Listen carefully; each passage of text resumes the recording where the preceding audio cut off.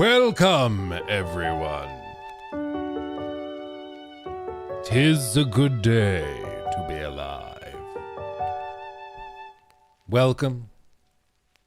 Bienvenue. How is everyone? Feeling good? Feeling good?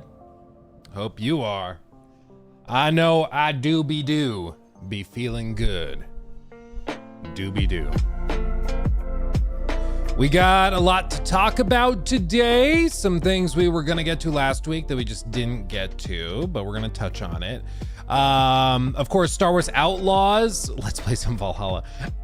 Of course, Star Wars Outlaws reviews went up this morning. Mine is in the works. Should be up soon. It's uploading right now. And everything else is done. So pretty much once it's uploaded and then processed, I'll hit the publish button. It's just taken a while because YouTube is YouTube. But shout out to Jacob, who worked his butt off all night to get that done. And yeah, lots of stuff to talk about. 5-hour review? I don't think so. How long is it, Jacob? How long did it end up being? The recording was way longer than I meant it to be because I ended up rambling about one of the characters at length. It was a bit of a problem.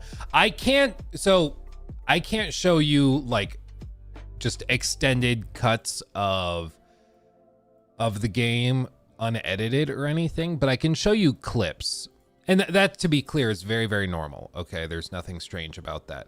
They just specify like, hey, can you not post like the entire game ahead of time, which I think is fair. But let me see if I can find a clip of this character just to show you a little something because it's infuriating.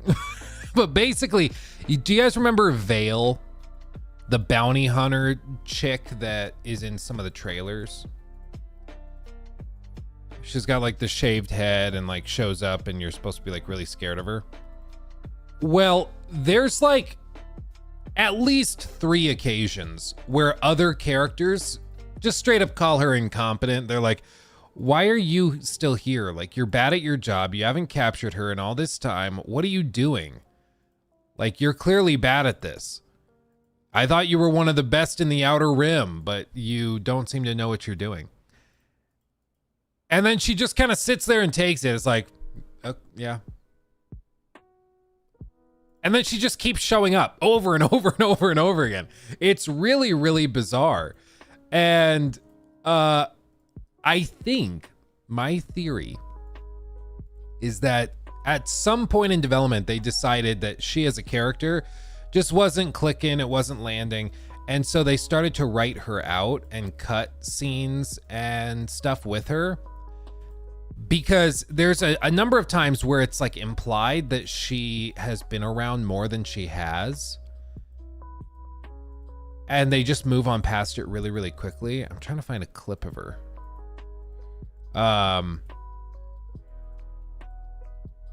It's just really, really strange. And honestly, not very good. But I think it's because they were actively cutting her out of the game.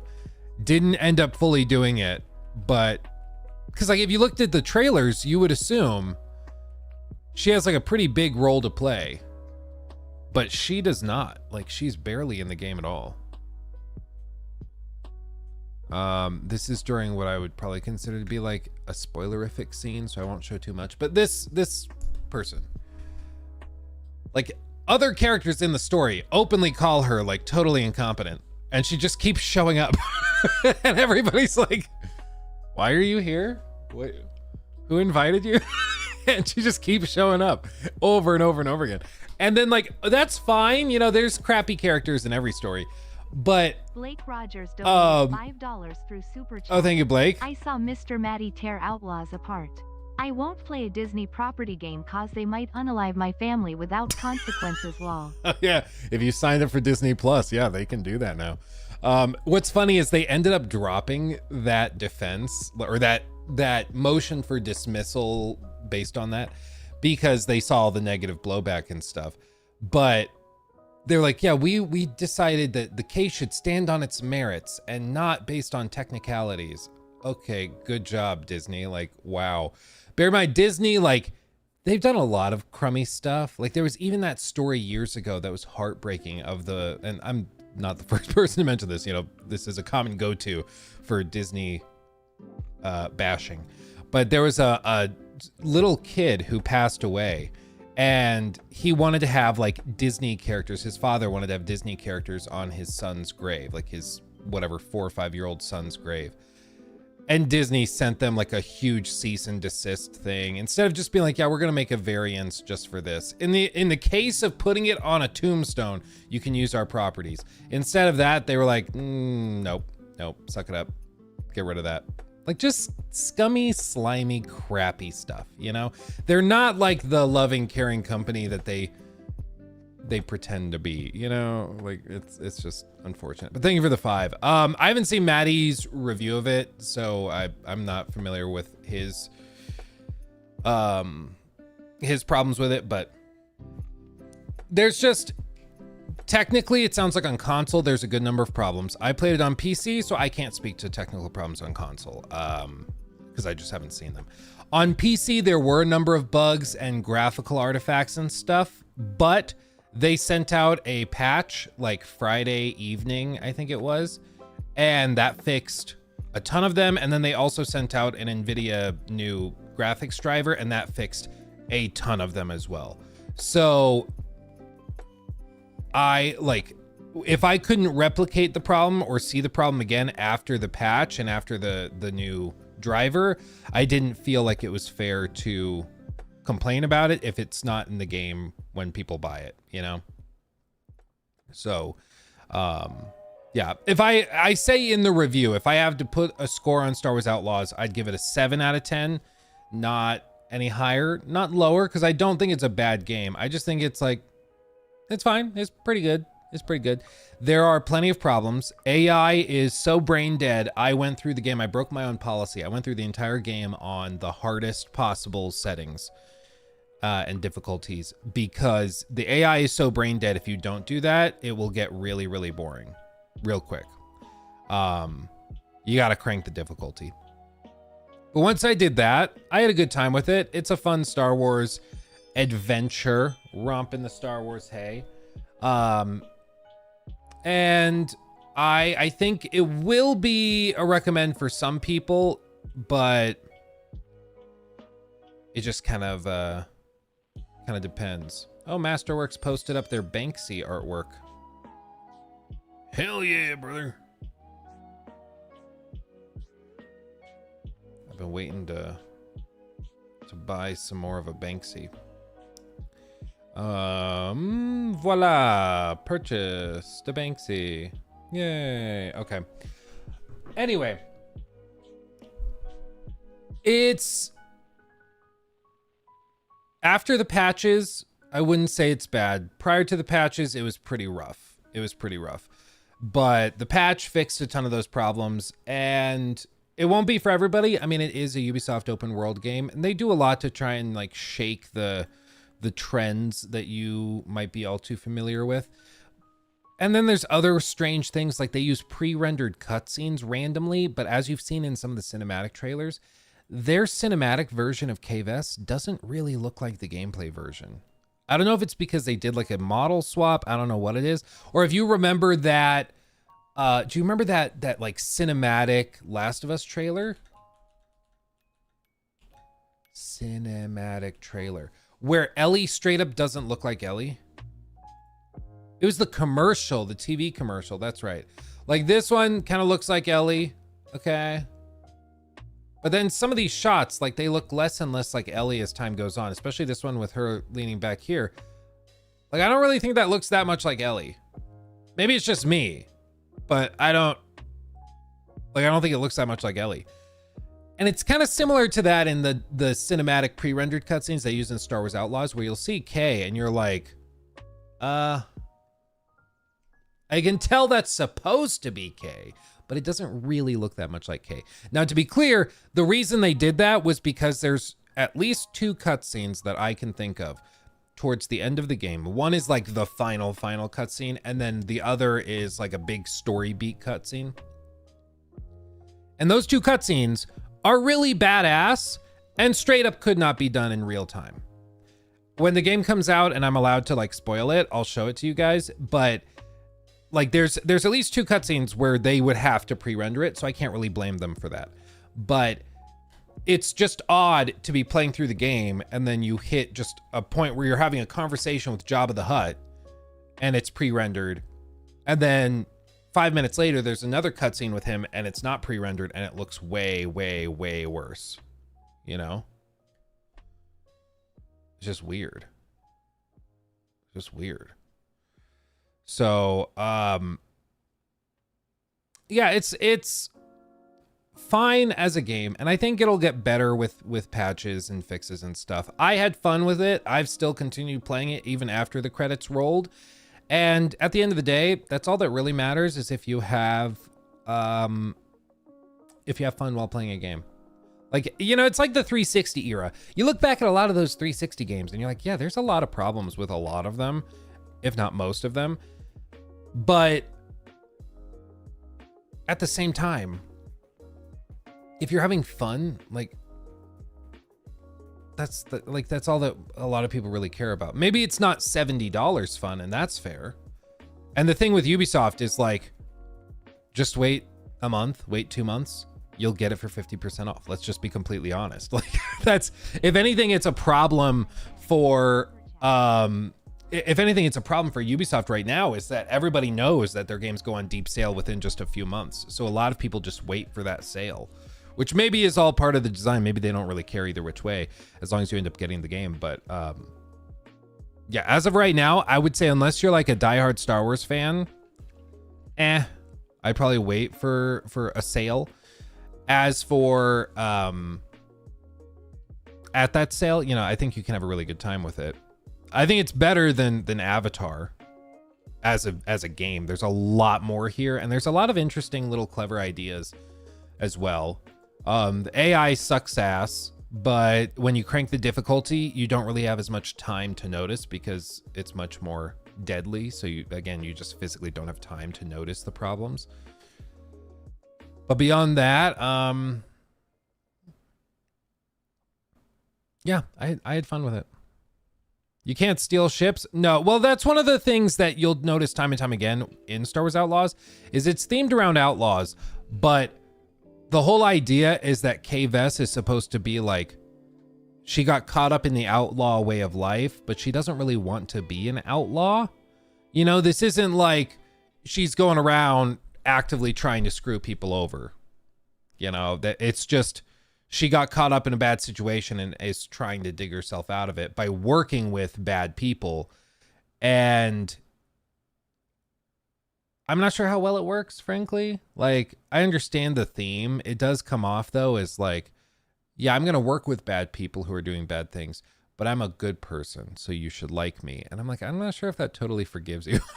You know, I'm not sure if that's a get out of jail free card you think it is. But yeah, you're not able to like steal ships. You're not able to do like really nasty things. Like at one point I was like, ooh, outlaws.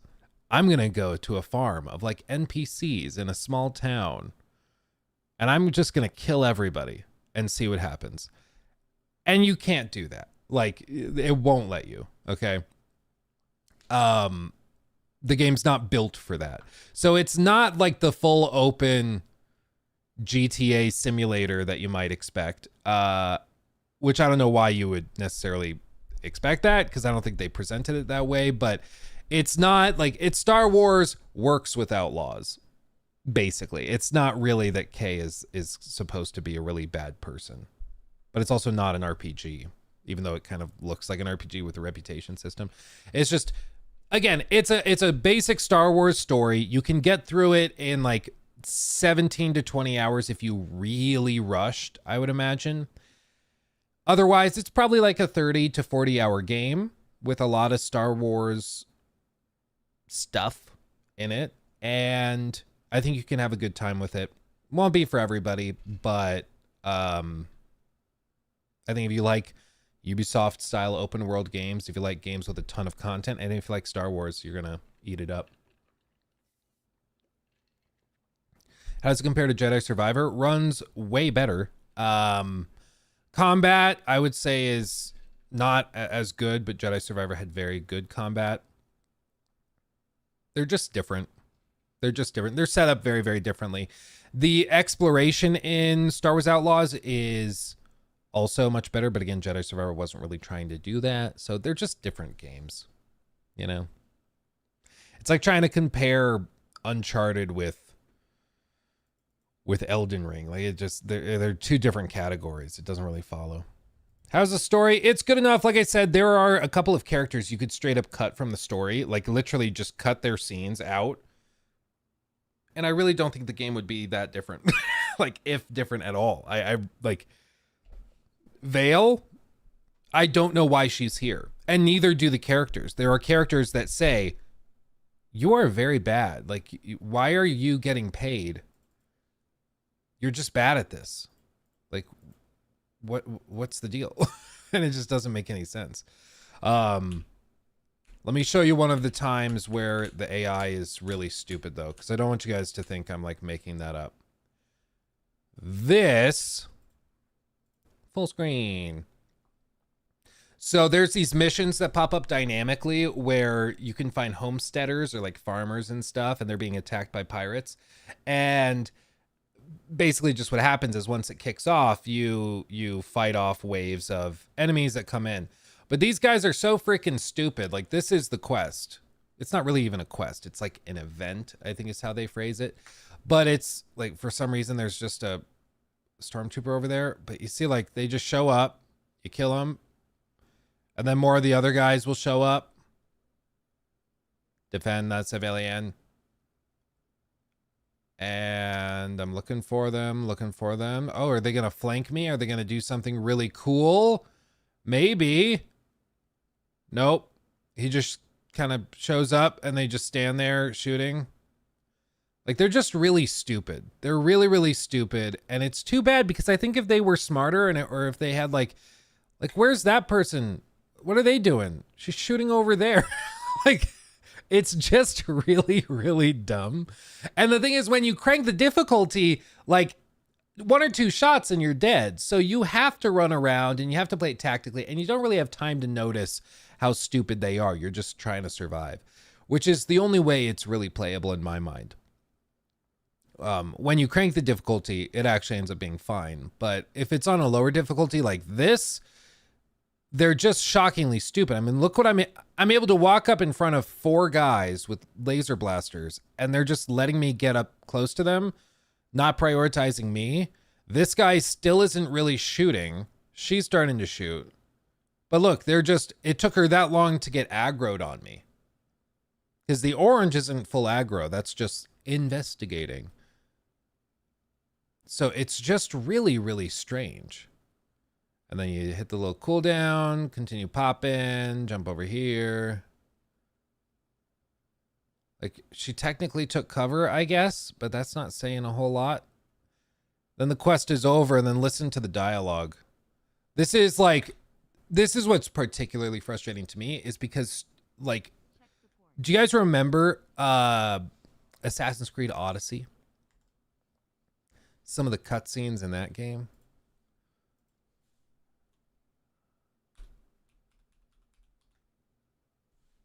Let me show you. This is a game from 2018. I'll pull up my own old video, okay? This is a game from 2018 from Ubisoft. A different studio, different engine, to be fair, but this is from 6 years ago. Very quickly established that oh my God, old Luke. Or I guess young Luke. I'm just describing the quest, but I just want to see how it goes. This is a side quest. You're just talking with somebody. They have this dynamic system. This is their lip sync back 6 years ago. I think the cutscene honestly looks pretty good. The lighting's pretty good. The camera work is surprisingly good. It's really not bad. It's pretty impressive, especially 6 years ago. Built on the PS4 and Xbox One. Pretty good, right? This is what we have in Star Wars Outlaws. Okay. Wonder where they are now. good for Java. Here.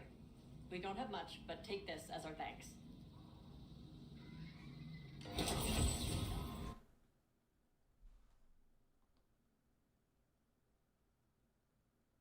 Six years ago.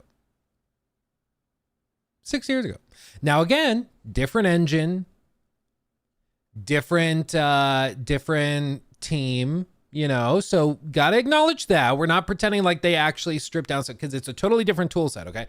But it's the same publisher, and it's just hard not to notice, you know, like it's hard not to notice because there aren't side quest dialogues that are anywhere near that high quality. Even in the main story, oh, I froze up my computer. Damn it. Even in the main story, there's seriously, what did I do? Jeez. Okay, there we go. I pressed like F11 end full screen and my computer was just like, nope. Just, we're not doing that.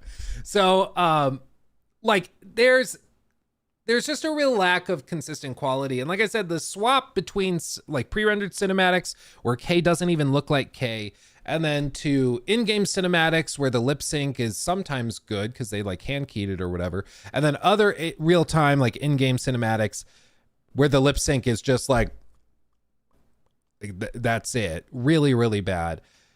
It's just all over the place. And it's kind of tough to feel like the effort was consistent across the board, because I just don't think it really was.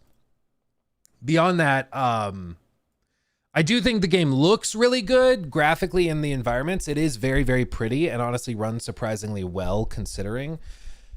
Like even just this, let me show you a clip.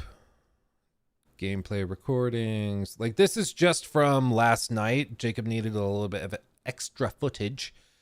So we just recorded this, and like this is on like the jungle planet. And of course this is like double compressed. It's recorded and then it's also going through the stream. But there is a crap ton of foliage being rendered on screen at any given moment. Pop-in is extremely low and minimal. You can kind of see it off in the distance in the center of the frame if you're really looking for it. But it's really impressive. Like this is very pretty.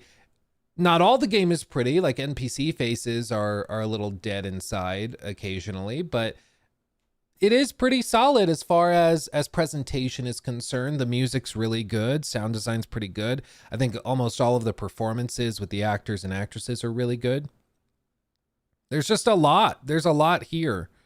And that's why I don't think it's fair to just be like the game is bad, full stop. I think the game has a couple of bad elements, but at the end of the day, I think it's more than the sum of its parts. Which is, I've noticed that is something I've been saying about a lot of these games that make me think back to like the 360 era, where there are problems, but I still had fun, you know? I still had fun. And if I had fun while playing a game, even if I can point to problems or point to stuff that I didn't like, you know, was it actually that bad? Yeah, like look at this. This is a vendor. So this is just somebody you find in the world. She's hanging out. Again, environment's beautiful. Look at how crazy dense the foliage is, the plants, all that. And then I talk to her. Like, what is she doing? Like, I don't know. I don't know. She's looking over there for something. Who can say? But there's just a lot of weird little bitty things like that. You get used to it. So it's not, again, like with all this stuff, there's a spectrum of offense. You know, there's some problems with the game that are extremely minimal, where it's just not that big of a deal. And then there's other things that are much bigger deal and can actually affect it. In my view, the terrible AI is a big problem. The fact that you have to go through and change the difficulty to the hardest one possible just to have a semi-decent time is unfortunate. And the game needs, like, that's got to get fixed. But something like, you know, the cutscenes going between pre-rendered and then in-game and the quality being really inconsistent, to me is that like, therefore you shouldn't play the game at all. No, I don't think it's that serious of an offense. It's noticeable and I'll point it out, but it's still there. How long was the playthrough? I think by the time the credits rolled was probably like somewhere between probably 22 and 27 hours, maybe like 24, 25, something like that. But there's a lot more after that, and I kept playing after that, and I'm still playing. And I think you could easily hit 40, 50, 60 hours when all is said and done with how much stuff is in here, because there's a lot. There's a lot. But like, honestly, if you were just speed running the main story, you probably get through it in like 20 hours, I'd guess. If you didn't crank the difficulty like I did, maybe even faster, you know? Destin, I'm surprised the cutscenes in the first moments has a character model that just does not look great. Then the 20 minutes, they have gorgeous pre-rendered cutscene. Yeah, let me show you guys that cutscene, because I showed in the review that we're going to put up where this particular cutscene, I think, was pre-rendered because they needed to cover up a loading screen, which is fine. I mean, that's a valid reason to have a pre-rendered cutscene. Games like Uncharted, for example, have done this. So it's not unheard of. Let me see if I can find it. So there's some like flashbacks. Where's one? So let me show you one of the like in-game cinematics. Okay. So this is like an in-game cutscene. Okay. Where Kay, I honestly think looks pretty good. Like, honestly, not bad. It's like hand keyed and hand animated, or at the very least, the motion capture is much better. I don't know when they did hand stuff versus motion capture, but this is certainly better. But then let me show you the pre-rendered cutscene where, in my opinion, Kay does not even look like herself. Okay. Right here. Now, this is the cutscene I was saying that I think was done to cover up a load screen, because you go from this and like, see, it's a beautiful shot. They're showing stuff that they might not have been able to do in real time, like the tracks that you make bets on all the time. So I could appreciate that, but it's just really jarring to go from this level of fidelity where I don't think Kay even really looks like Kay, and then to transition back to the in-game cinematics a little bit later is just jarring, you know. And then this is that same character with the in-game cinematic. Not bad, but significantly worse than the pre-rendered one, you know.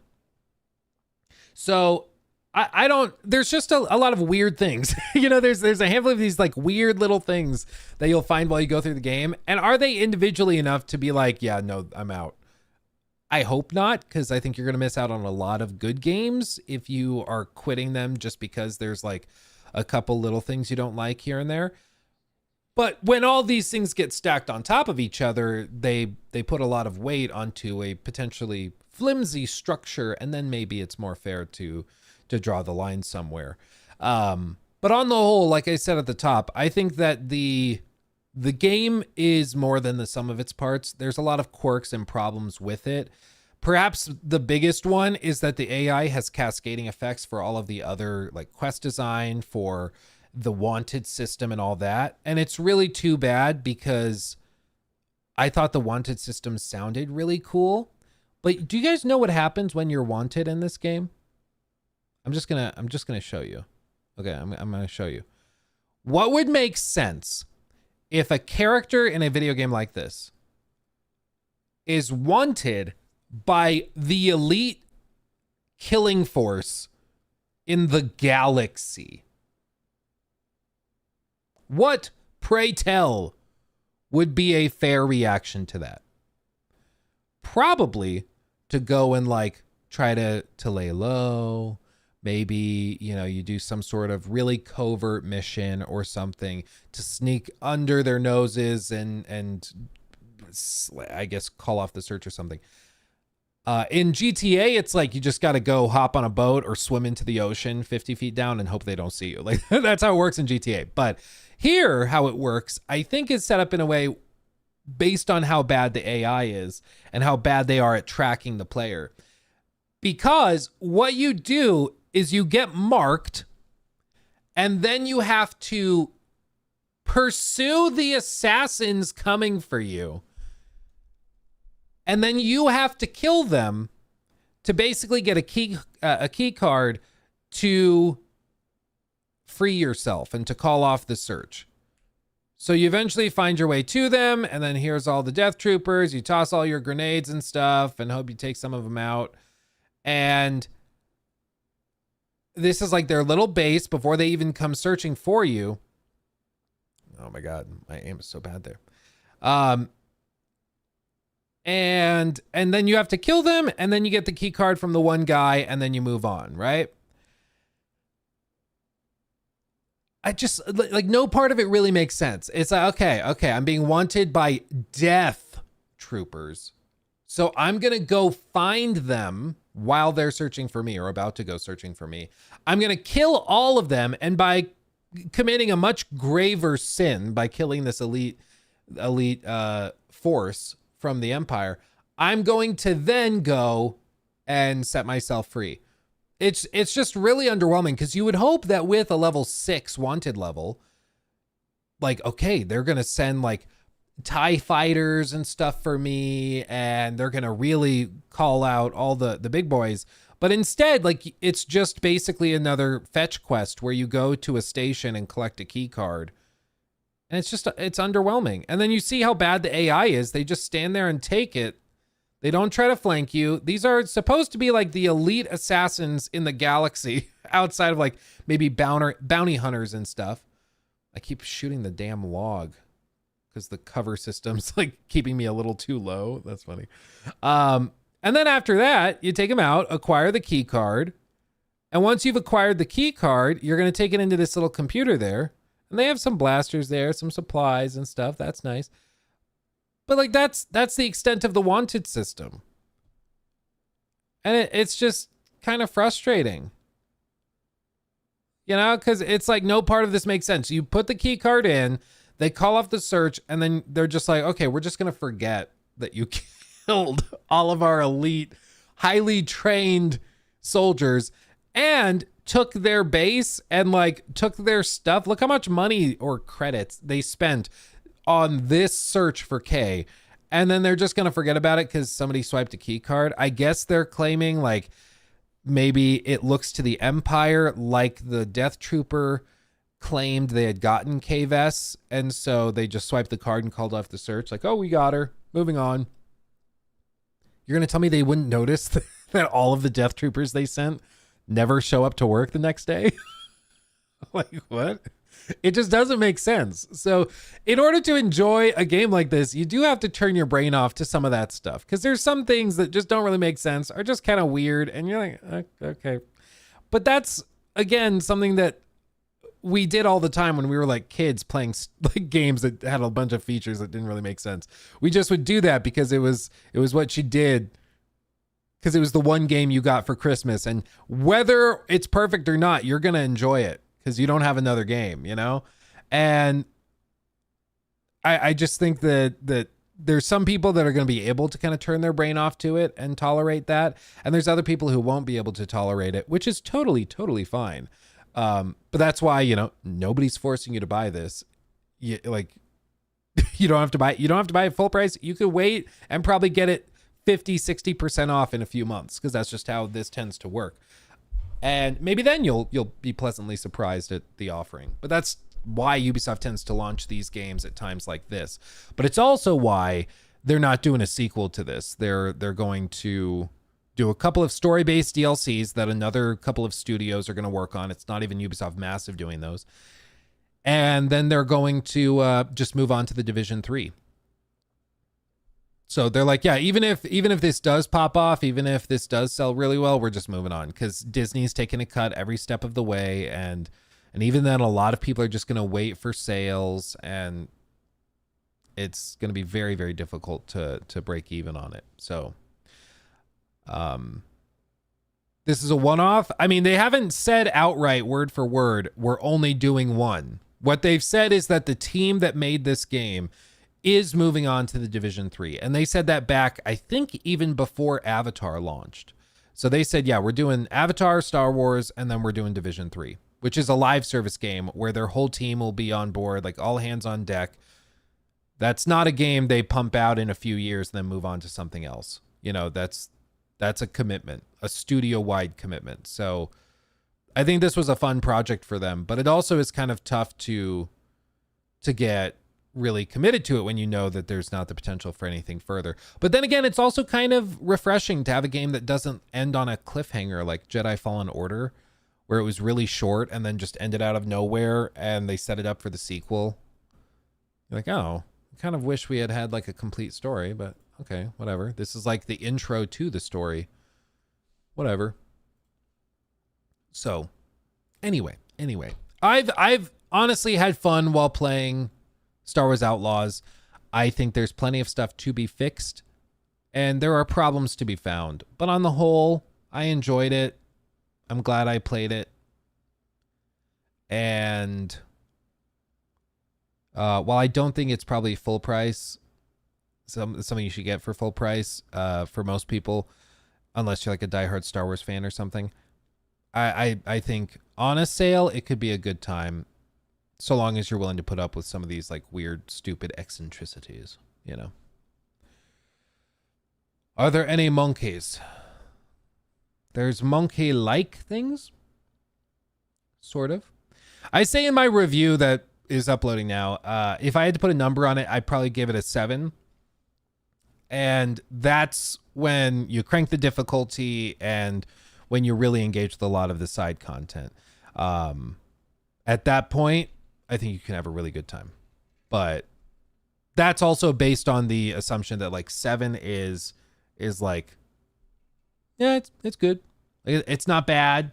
It's not terrible or anything. And I'd say parts of the game are bad, but on the whole, like I said, I think the game is more than the sum of its parts. So I think when you consider the whole package, I don't think it's bad. There's bad parts, but there's also plenty of good parts. Is it water I'm drinking? No, coffee, baby. Need that caffeine. You guys have seen me do streams when I don't have caffeine and I'm like awkwardly trying to cover up yawns the whole time. It's really weird. It's really, really weird. Need more Space Marines. Don't we all, Chapter Master Valric? Don't we all? I think that's the next big game. Pretty sure. I don't think there's anything else before that. So, yeah, that's going to pop off. Link to the keyboard. Sunflame. This is a Keychron Q6. So Keychron. Q as in Quasar 6. If you just Google that, you'll find it. It's just the gray variant. Very, very good. Review Dustborne. Dude, I've seen some clips of that. I thought they were like AI generated parodies. I didn't think that those were real clips, but they are. Have you guys seen it? It's like, it's unbelievable. It's like crazy. Yeah, like there was at one point where it's like, okay, now we're going to use our ability hoax. Like the whole game is like a bunch of cringe, insufferable, I don't even know how you describe them, but very, very insufferable characters who are just like very openly socially manipulating each other, and yet they're supposed to be the good guys. Like it's unbelievable. Or the trigger ability. Yeah, it's crazy, dude. It's unbelievable. Like it's absolutely maddening. Real quick, let me catch up on all these. Going retro-ish, thank you for the membership. Blake, thank you for that 5. We read that one. Togrel, thank you for the super chat. Luke, are we going to do a Kingdom Come Deliverance 2 review today? I mean, if I had the game, I would be crying, but I don't have the game, so I can't really do a review. But we could probably look at the gameplay because they do have gameplay. Levi, sorry. Thank you for the super chat. Luke, react to the 3 gameplay videos from Crimson Desert. Yes, I have those. We were going to look at them on Friday, but we ran out of time. So I do have those pulled up. Thank you, my friend. Kinomansky, thank you for that. 1 month of Ubisoft Plus or extra money for the gold edition of Space Marine 2. I don't remember what goes into the gold edition of Space Marine 2, honestly. Probably just cosmetic stuff. I don't know. If you like Star Wars stuff, probably the Ubisoft Plus, and then you can also play Star Wars Outlaws and all the other stuff in Ubisoft Plus, like the new Metroidvania, Prince of Persia. Lost Crown. I think that that's a really, really solid Metroidvania. So you probably get more bang for your buck doing that. But also, Space Marine 2 is Space Marine 2. So, I mean, come on. Jack Kennedy, the one and only. Thank you for the 5. Bro, I was subbed to Reforge, and he banned me for calling him and Kirk out for giving Star Wars 8 out of 10. So pathetic. Can I give my sub to you now? Maybe. I don't know. I don't know. Cool. That'd be cool. Thank you for the 5. Stefan, thank you for the 10. Read an article that PS5s are having massive sale increases and are selling out in China because of Wukong. Huge missed opportunity for Microsoft. The Series S was a huge mistake. I mean, at the very least, it's clear that the Series S did not help them this generation. So if it didn't help them, but we know that it has been holding them back, it seems hard to argue that it was a good offering. I understand a lot of people view it as a like the only cost effective way they can get into the generation, and I can appreciate that, and I do think it's important to have lower priced offerings for people. But in terms of power, without a doubt, it has harmed Microsoft. Like, there isn't really any room for debate on that. Like, it's pretty clear. And then as for the PlayStation 5 selling out in China, that apparently is true. People wanted to play Black Myth Wukong in China, and so they were going to stores and buying it bundled with PlayStations, and they were running out. Just imagine if they had had Xboxes available. Like, people would have been buying Xboxes. It's, again, just a huge blunder from Microsoft for no reason at all. Like, there's no reason they couldn't have figured it out. Small Time, thank you for the sub with Prime over on Twitch. Thank you. Thank you, my friend. Let's see. Steven, how can we have a big budget game like Star Wars Outlaws and have shit AI, repetitive gameplay, broken stealth, glitch galore, dropping weapons, pickup? I canceled my pre-order after Maddie's review. I didn't see Maddie's review yet, so I don't know what he said. But yeah, I mean, it's a huge budget game, presumably. I mean, from everything I can tell. And the AI is terrible. The gameplay is repetitive, but many games are highly repetitive. Like, you want to talk about repetitive gameplay? Like, I mean, you could point to many, many games, whether it's something like Starfield or even like Elden Ring to a certain extent, an amazing game. It's a fairly repetitive gameplay loop. The difference is the quality of what you're repeating is much better. So repetitive gameplay loops are not an inherent problem. It's the quality of what you're doing while repeating that changes it. And with Star Wars Outlaws, I think the quality of what you're doing can be pretty varied, you know. Death Stranding, yeah. For some people, Death Stranding is just repeating the most boring thing ever. For other people, like, they find the challenge of finding a new route for the delivery challenging enough, so it's repeated content. It's the same thing they've done a bunch, but it's dynamic enough that they can have fun with it. Broken stealth, again, that's just AI. Glitches galore. Again, it seems like that was mostly console related, so I can't really speak to that. On PC, they issued a patch that fixed pretty much all the problems I was having, so other than the AI. So I don't know what console was like, but if there's bugs on console, that's definitely a problem. Dropping weapon pickups, that's been a feature in the game since the previews and stuff. It's just one of those like Xbox 360 arena shooter choices. I don't really know why they chose to do that. I don't personally like it. I would have preferred it if you could pick up a blaster, put it on your back, and keep running. But other games like the Uncharted series, for example, have done the same thing. Granted, you could carry those with you, but they did the you know, you pick up one gun and then you drop it after the clip runs out and move on to the next one. So it's just as a design choice, usually meant to encourage you to keep running around the arena and picking up new weapons, so you don't just like post up in one spot and camp. So it's a design choice. You don't have to like it, but it was a design choice. It's not really like a budgetary issue.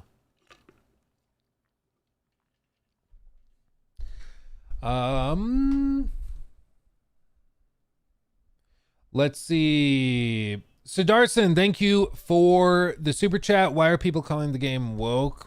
WTF is even that? I mean, I've seen people call Star Wars Outlaws woke because like they thought that Kay was too ugly, and so they intentionally like made her look ugly. I'm not even gonna begin to tackle that one. I don't know. What I do know is that the Kay model that are in pre-rendered cutscenes does not look like the Kay that's in gameplay, and even then there's some cutscenes where she just looks different. I don't know what the deal is. I do think part of it is that they used like the 1980s inspired haircut for her to be similar to the movies, like that early 80s weird bangs and kind of mullet looking haircut.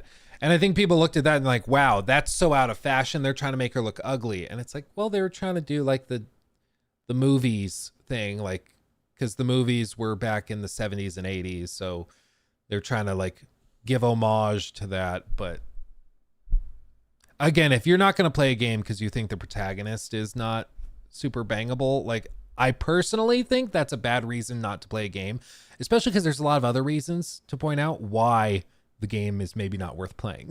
You know, like why say that when there's all these other things you could point to? You know, I just think that that's very low on the list of like severe offenses in the game. And honestly, like I don't think she looks bad in the game. I really don't see it, but I think in the cutscenes she looks weird, and a lot of the other characters look weird in the cutscenes. I don't know if that's just a problem with whatever company they hired to do those in-game cinematics, but in the game I think she's generally fine. Sean, good to see you. 14 months. Ooh, baby. Finally free to watch a live stream. Glad to have you here, my friend. Samaya, thank you for the super chat. I finished Wukong overall 8 out of 10. Top tier animations and cinematics. If you want the true ending, do the secret area in chapter 3 before the final boss. Some sites have it wrong. Thank me later.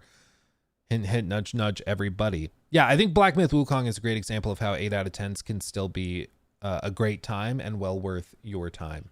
It has plenty of problems, but that doesn't mean that you should not play it. And I hope that maybe that's the takeaway from something like Black Myth, is that a game doesn't have to be a 10 out of 10 to be worth playing. Like there are 8 out of 10s that are still great games. There are 7 out of 10s that are still great games. Like not everything has to be a masterpiece to be worth checking out. Daniel, thank you for 16 months. I've been thinking about getting the headphones you've got. Are they worth it? Are they nice on your ears? Keep up the good work. Yeah, it took me a while to get used to them, but I have thoroughly enjoyed them now that I've gotten used to them. So I do recommend them. I sure do. Sure do. Blessed Souls, thank you for the 5. Better be a long stream. Mondays are when the Amish order a lot and your streams keep me focused. Yeah, Blessed Souls is I think you said FedEx driver last time, and delivers to Amish communities, which I didn't know was a thing. But apparently Amish people order stuff from FedEx or through FedEx. Who knew? Right? Like I had never thought about that, but I guess they do need stuff. So I don't know how they order it, but that's cool. So there you go. Adam, thank you for the super chat as well. Hey Luke, love your content, and am also a Westminster, Colorado native. Just got engaged and was wondering if you have any tips for starting and sustaining a successful marriage. Don't want to mess up. Haha. Well, first of all, congratulations on the engagement. As for successful marriage advice, what's some like really, I mean, for one, try to find whatever you guys like enjoy doing together. Very intentionally do that regularly. So it could be playing games, it could be playing D&D and running a campaign together. It could be going on long walks, whatever it is, keep those things consistent and keep doing those. And I would also just say try whenever you're having like a spat or an argument, remember, like, it may be difficult to say you're sorry or apologize and be the first one to make that step, but it's a whole hell of a lot easier to acknowledge an issue and apologize than to dig your heels in stubbornly. Like, stubbornness is one of the killers of all relationships, romantic or friendly, what have you. Like, sometimes it's more important to have grace than to dig your heels in and insist that you were right all along. Because of all the people I know that have gotten divorced, it's people who I would consider to be extremely stubborn. So I would encourage you to very carefully analyze yourself and reflect on yourself, and then try very actively to avoid stubbornness. Also, lots of sex. I don't that probably helps too. Richard, thank you for the 10. What do you think about Borderlands 4? What are you hoping Gearbox fixes and expands upon from Borderlands 3? 10 and Tina's Wonderland. I don't know. I couldn't really take anything from that trailer. I'm not really sure what their goal is. They're gonna have some new like meta theme for this, where they're like I don't know if it's going to be, all of the new story is super witty and hip for modern audiences, or if they're going to do something much more, I don't know, if they're going to go like more gory and dark. I don't know what the theme is. I don't know what the vibe is. So I don't really know where to go with it. They just haven't really given us much, you know? So as for what I hope that they do, I'm not overly familiar with Gearbox and with Borderlands, but pretty much the opposite of the movie. The fact that they thought the movie was a good idea, that worries me. You know, that scares me.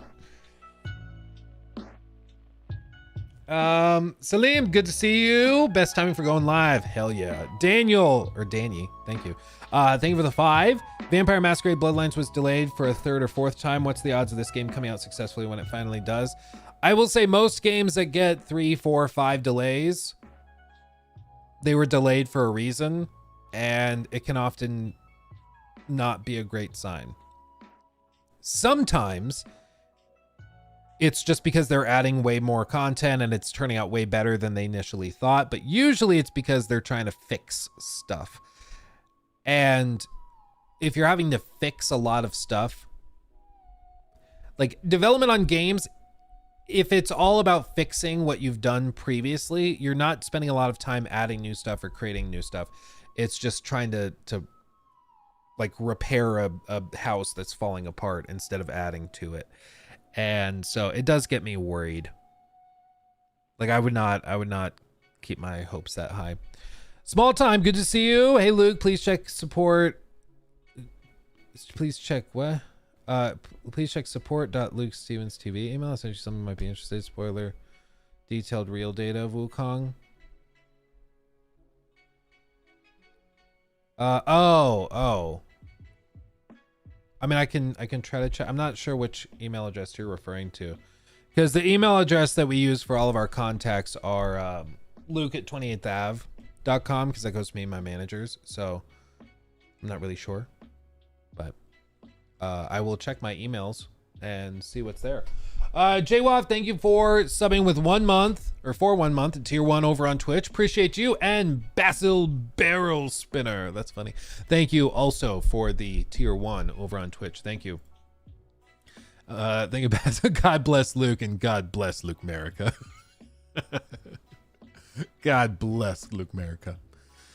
You guys want to see something that definitely was not blessed? You want to see something that definitely was not blessed? News segment. This is from Nick Tech, and all this video is titled is if you ever feel like you've made a bad no, that's the comment I was reading. This video is simply titled, "This is a 2024 video game." Okay. And top comment is, if you ever feel like you've made a bad financial decision, remember that someone funded whatever this thing is. This is a real game. I've seen clips of this on Twitter/X and TikTok. I thought this was like a parody. I did not realize this was real, but we're gonna look at it. I'm gonna show you. Okay. Are you ready? It's hard to watch.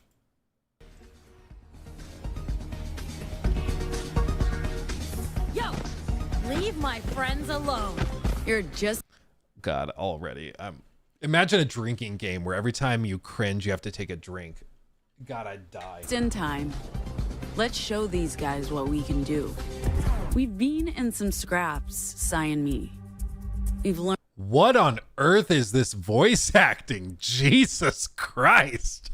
We've been in some scrap. Is this, are they drunk? Can do. We've been in some scraps, Sai and me. We've learned to combine our talents. See, we shout at these folks to block them.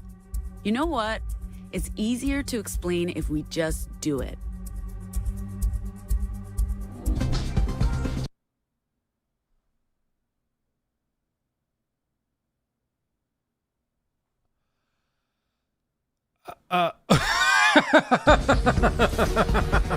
Stand down. you stand down. Wow, got No one needs him. to get hurt. You're right. So get that. Stand still.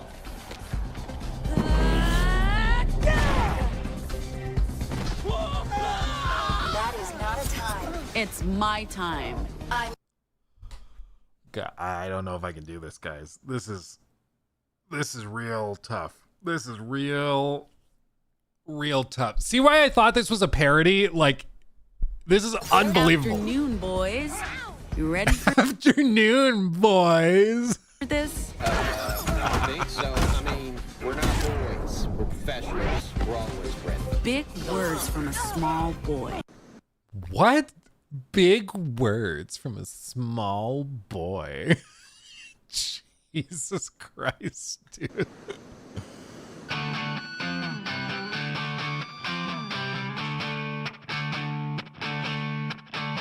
Wow. Oh my God. Sai, What? hold the bus up. But Sai, I need you to do this for me. Okay? fuck. This isn't working. Yeah. Okay. I'll do it.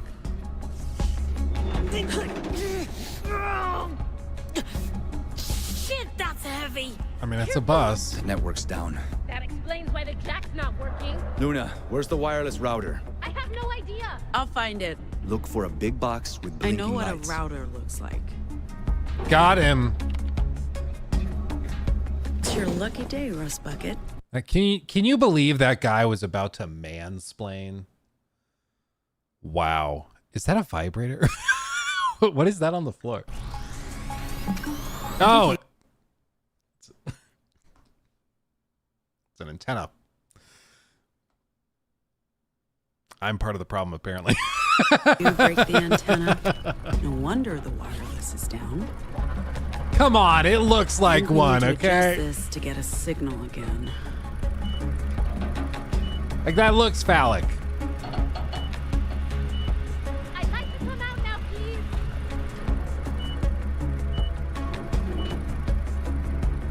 Riveting.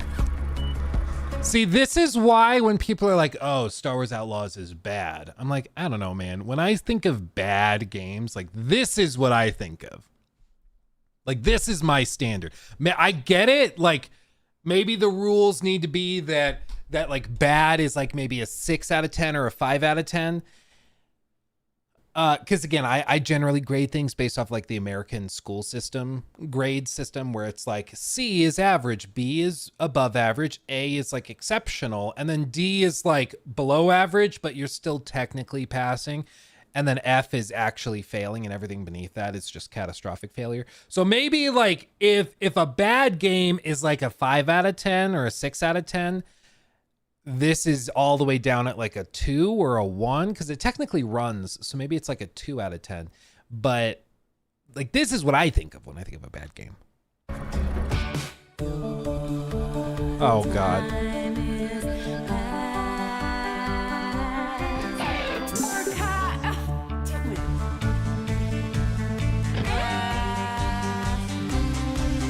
Where the Dustborne? This bug is airborne. Where the newborn, our kind is newborn. Where the Dustborne? This bug is airborne. Where the newborn, our kind is newborn. Where the Dustborne?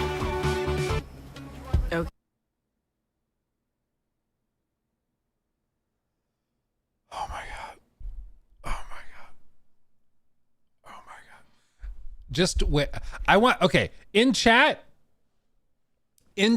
I need you guys to say, can we stop, please? No, we're suffering through this. We're almost done. And then I'm going to show you something else that's going to break your brain. How much money do you think is confirmed to have been spent on this? Not by investors, but by various governments. You heard me right. Apparently, they have tracked down multiple instances of government grants that were given to this studio for this game. Government grants. Now, that's not unheard of. Famously, like Cyberpunk 2077, for example, got government grants from the Polish government for developing that game, parts of it at least, which is pretty common. Like when you're from a smaller country and then you're one of the biggest companies there, it's common to get government grants. Other big companies have gotten plenty of government grants, you know, Apple, Tesla, Microsoft, they've all used them. Ubisoft got grants from the Singapore government, which is why they had to release Skull and Bones, which funnily enough has something like, I think it was roughly 8 or 9 times the players that this game does right now. Even months after launch, Skull and Bones is actually doing better than this, which is really funny. But government grants are not an unheard of thing. But you would not have expected them to go to something like this. Okay, Law to divulge any and all information pertaining to your child. that's amazing. How? Electromagnetic fields. With that glove on, you can control the bat. Throw it, and it comes back. Sis, you're a genius. Not have the right to speak. And I know just how to take this for a spin.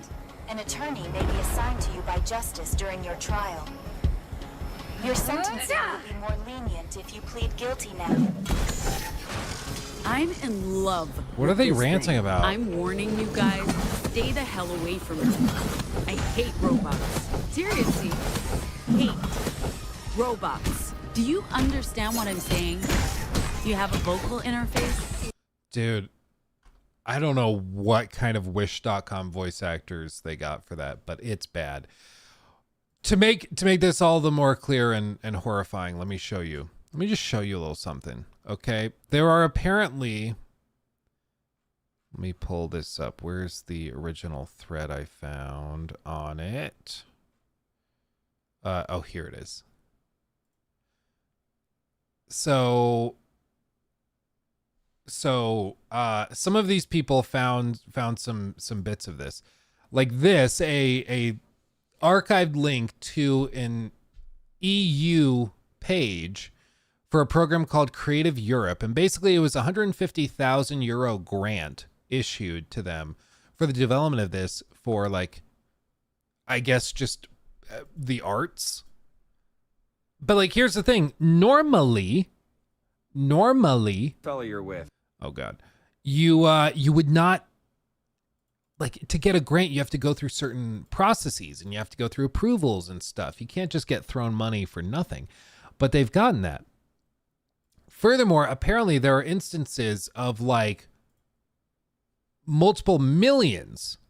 The Norwegian Film Institute apparently gave about 14 million kroner, which is equivalent to like $1.5 million US. Like, they've received millions from some of these institutes. Like, here's one here. Where, as you can see, like, they describe the grant. It's like unbelievable. They were given a good amount of money for Fella this. you're with. Again, everybody in the comments is like, there's no way this is real. But apparently this is unironically in the game. The black kid dresses like a writer. Does he know anything? There's an ability called Trigger where you can get triggered and just wait. Just wait. You are racist. Fella you're with. The black kid. It's like the big power-up upgrade ability is to get triggered. Again, like, I can't tell if it's real, but apparently it is. Apparently it is. Madam Savvy on X also posted a bunch of clips trying this game for our sake, and has a clip of this moment. Deflect. What can I help? So all of the dialogue options are all like really toxic things. So it's like you can manipulate, you can describe hoaxes, just make something up to trick somebody and to lie to them. And this is all from the point of view of the protagonist, who is supposedly like the good person, the good guy in the story. And they just very openly are like manipulating their friends and confidants. And they're considered to be good. It shows you like how dysfunctional the people are that made this, that they consider this to be like slay queen. Wait for it. What can I help you with, officer? Oh, the Relax, acting. ma'am. This isn't an interrogation. Just trying to be your friendly neighborhood justices. Bro, they actually literally did. Chat. Why so suspicious? We walked Makes up me to feel like them. you've got something to hide. Nah, just kidding. He's a big kidder. You just never know what he's gonna do. Could I see some ID, please? Ma'am? You used the fake ID. It was super effective. What kind of name is Pax? Is that Mexican? Dude, again, you can't tell if it's serious or not. Like, We don't see a lot of Pacificans in the provinces. What are you people doing in the Republic? hoax. Ma'am? We're a band during the Man. provinces. What is this So what are you, dialogue? The groupie? The groupie? No. Lead singer. Where'd you play last? Anywhere we might know? I don't think there are any big venues in the provinces. John's Bar and Tavern? Didn't the Spanish-speaking fella say something like Pete's? Pete's Pool Hall, that's it. You guys play different places? No, I got them confused. John's was a place we played back in Pacifica. Okay. No, What is this We're actually out here dialogue? Because there's been reports of deviant activity.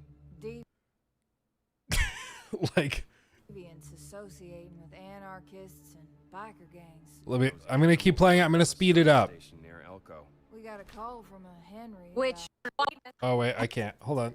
My bad. Sure they were sterile. Anyway, Completely incapable of reproducing. so it's making us. So we fucked with them. We lied to them. We did commit crimes, and now we have to do this. he has no respect for you.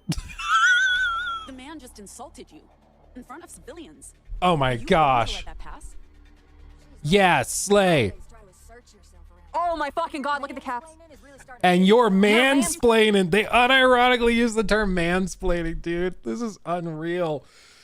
You know that when they're writing this scene, like they expect. Do we real quick? Do we have in chat? Do we have an emote or an emoji or something for like snapping? Because you know that's what they hope you're doing in this scene.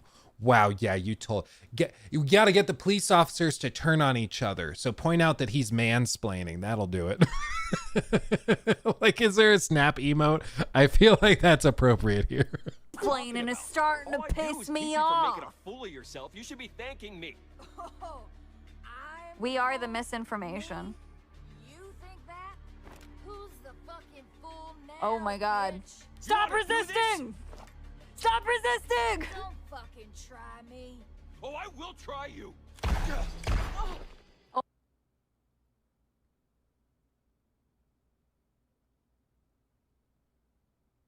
The people that wrote this, like, seriously thought, like, yes, we need to do a commentary on the police state.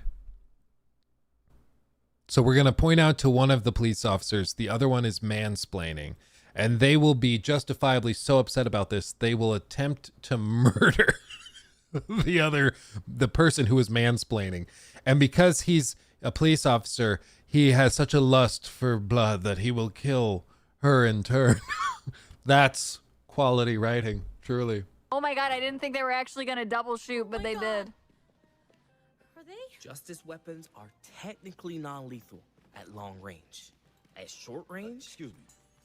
they'll definitely have some regrets when they wake up in a couple hours. I'm sorry. And probably also some internal bleeding. Internal bleeding means you die if you don't get medical help. And you're going to let them have internal bleeding for a couple hours? That they're not going to be okay, my friend.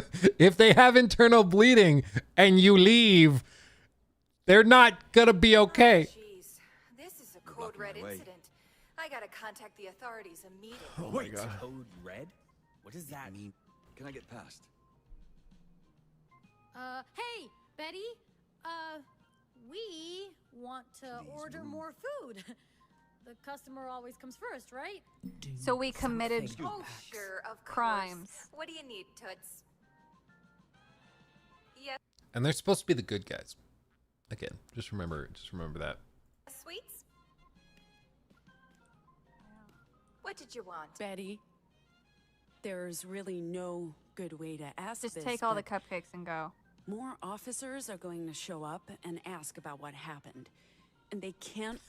That I basically caused two people to kill each other. But I'm a good person, and I could have used my trigger ability, but I didn't. So I had restraint. So really, it's not really that much of my fault. know we were here. Oh, hun. It sounds like you're in a real pickle, huh? I'm sorry, but I can't lie to those officers. It's against But you my technically program. did nothing. Even if I You could lie, technically they'd did still nothing be able wrong. to They search shot my each other. members. Why are you concerned? However, if I run a self-destruct program, my data Why will would be the bot completely say wiped. this? Would you like me to do that instead?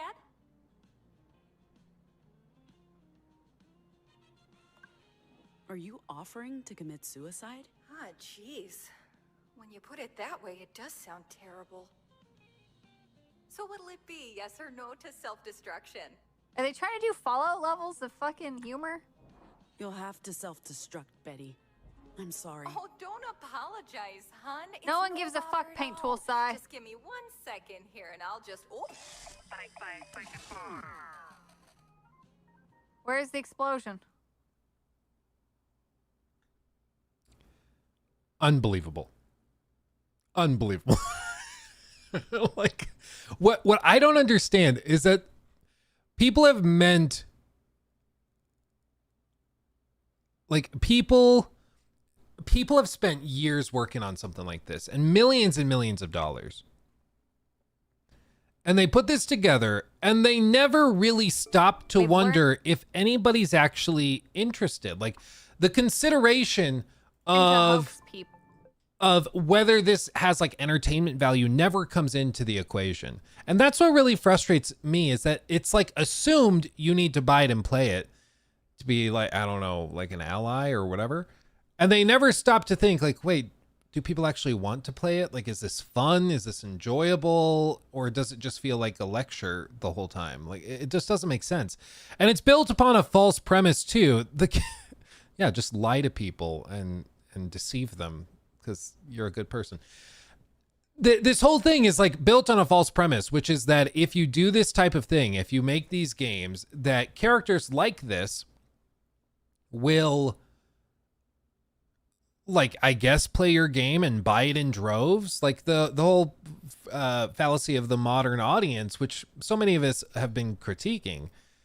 Like, they literally just don't come out. They don't show up because they don't really exist. People will play games because they look fun or because they are fun or their friends think they're fun. People will enjoy it if that's the case.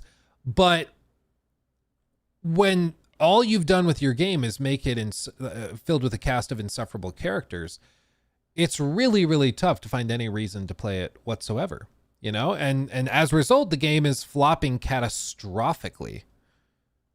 You know, it's not even close to moderate success.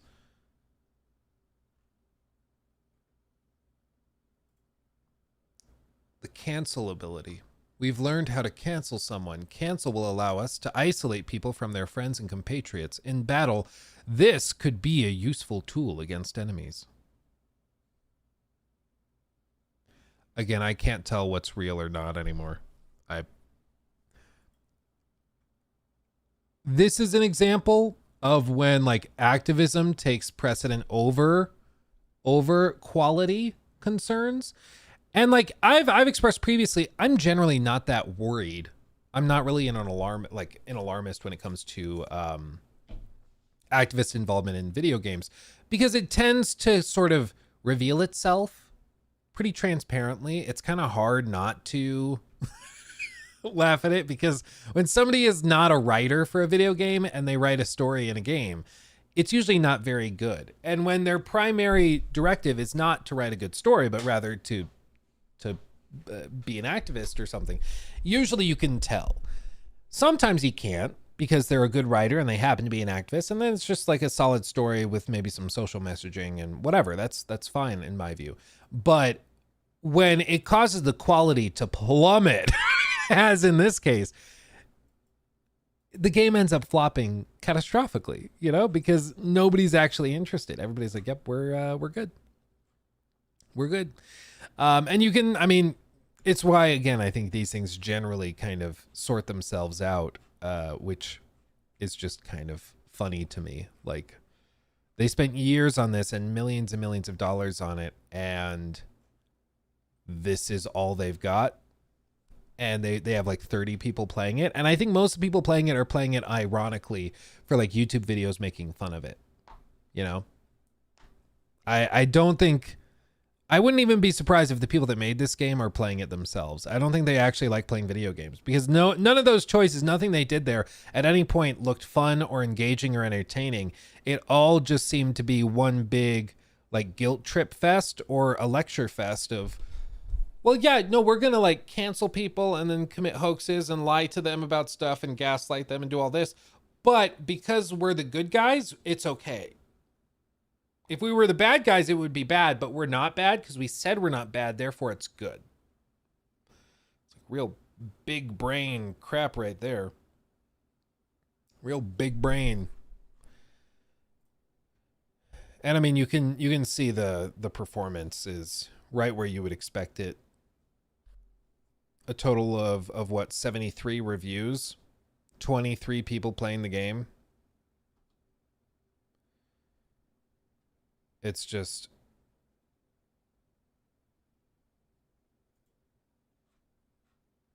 it's just unreal. But this is the thing, like the video game business is tough to begin with when you're making good games.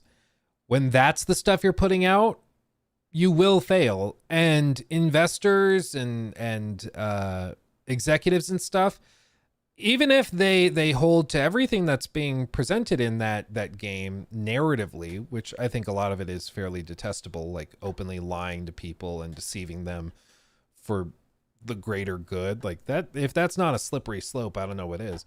But they ultimately care about money. And if these games are going to plummet in profitability and just lose and hemorrhage hundreds of millions of dollars, eventually they'll just give up and move on.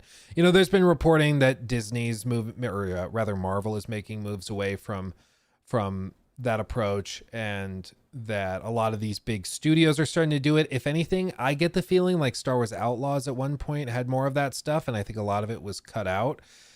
Characters like Vale just don't make any sense in the game anymore, and I get the sense that a lot of their dialogue and scenes were removed at some point. I think that we're seeing a shift, and I think we're going to stop seeing this many games. We'll still see a number of games like whatever Dustborne for the coming years, because a lot of them are in the process right now. And if they got government grants and stuff, they have to release, like they can't cancel it. So that's going to be a thing. But I think very few, if any, of those types of like modern audience reboots will get greenlit now. I don't think so. The game is at 4.26 stars on the PlayStation Store. I mean, correct me if I'm wrong. Don't you have to buy it on PlayStation in order to leave a review? So, I mean, think of somebody that's willing to spend money on that.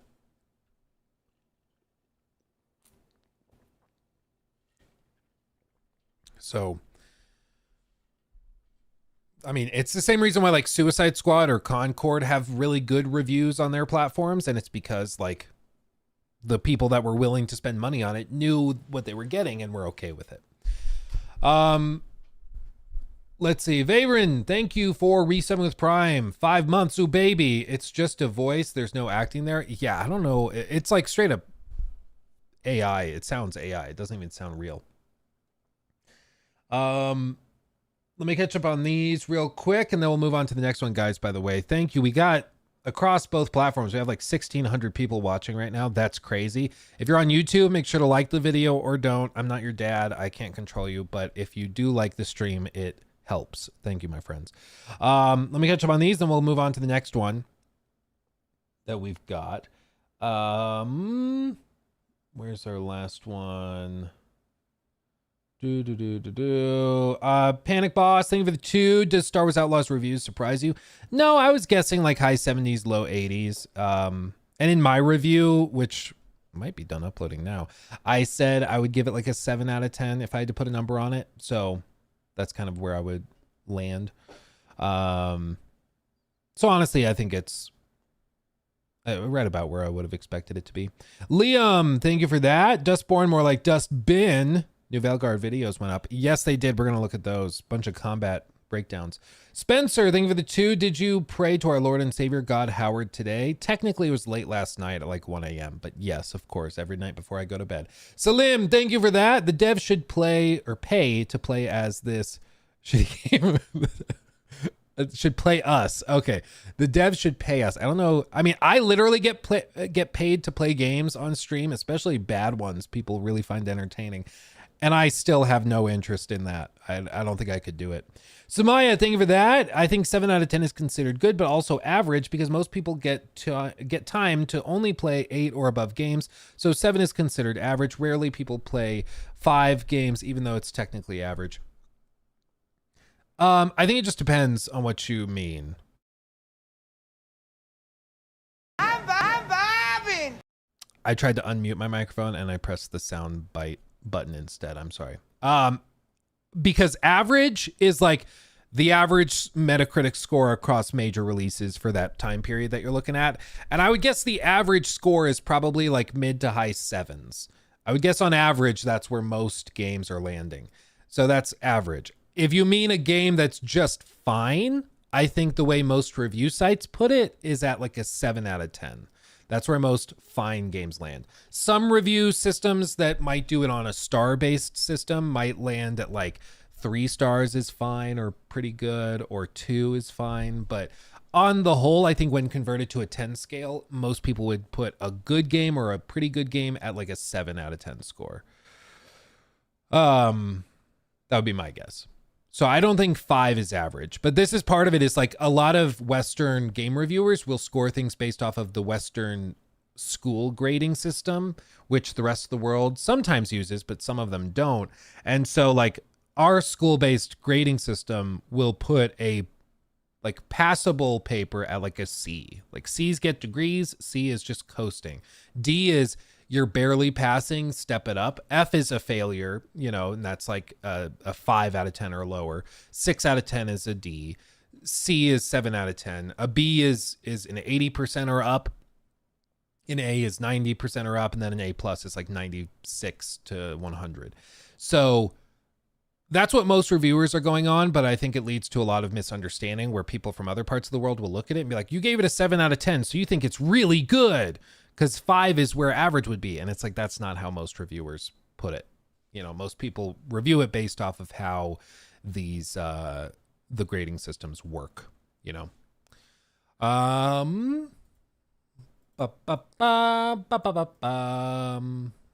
can finally close down that tab. I don't want that clogging up my, my computer.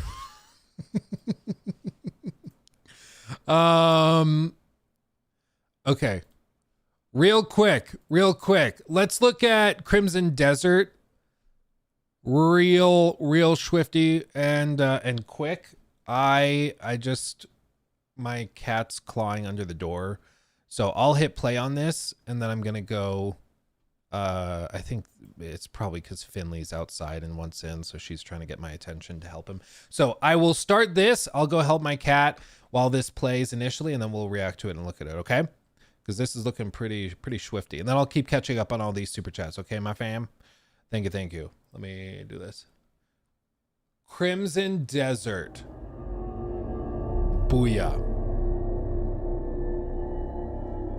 Okay, I'll be right back. I'll go help my my cat. This is the place.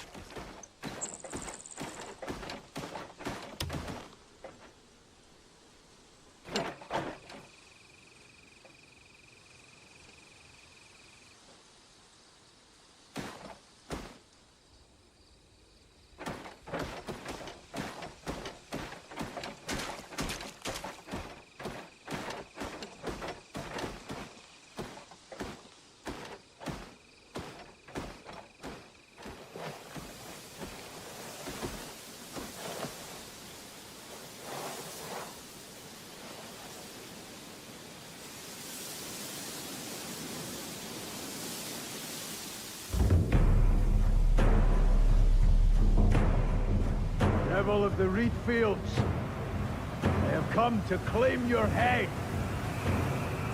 Show yourself, coward!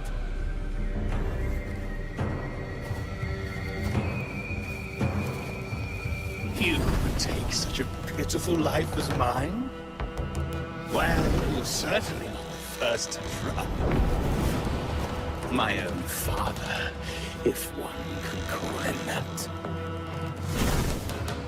Came desperately seeking his bastard boy, when no sons were left of his noble line.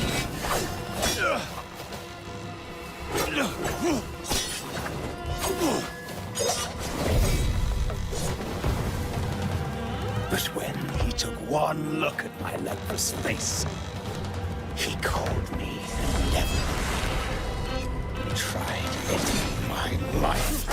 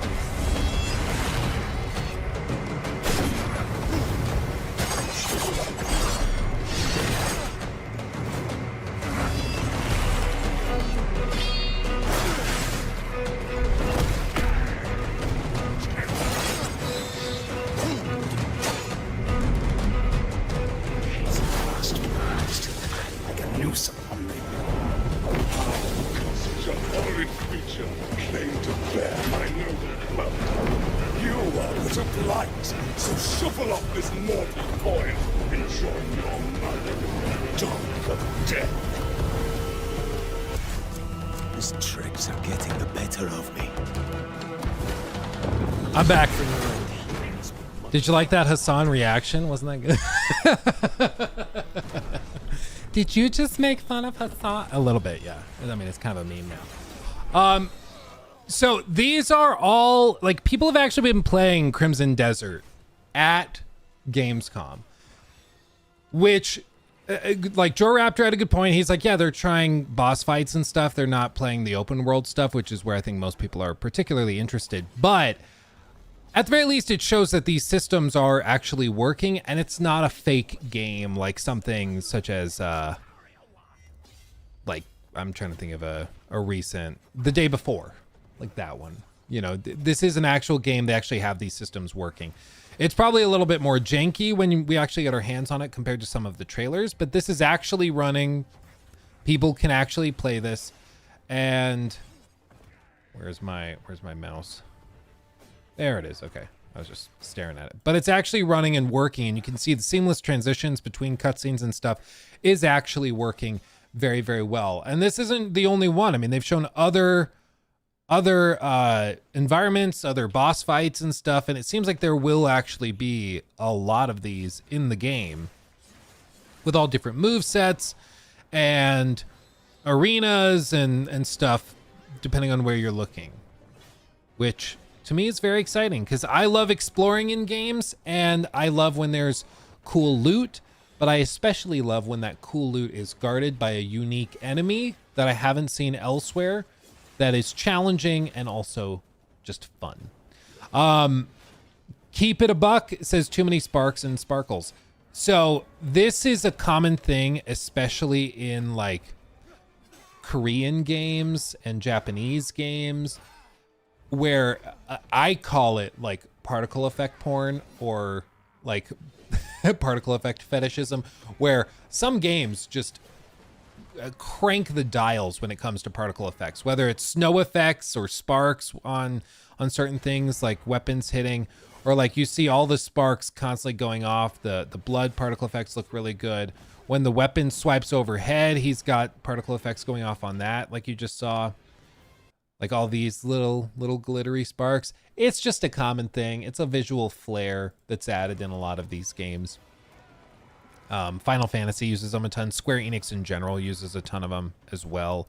So it's just a common thing with Eastern games. And I understand why some people might not like it. Yeah, shoot the weak point. Shoot the weak point. But the point is, there's a lot here. There's a lot here. And they're willing to show it, which is more than can be said for a lot of other games that have looked really promising or even potentially too good to be true. Like with this one, look at this.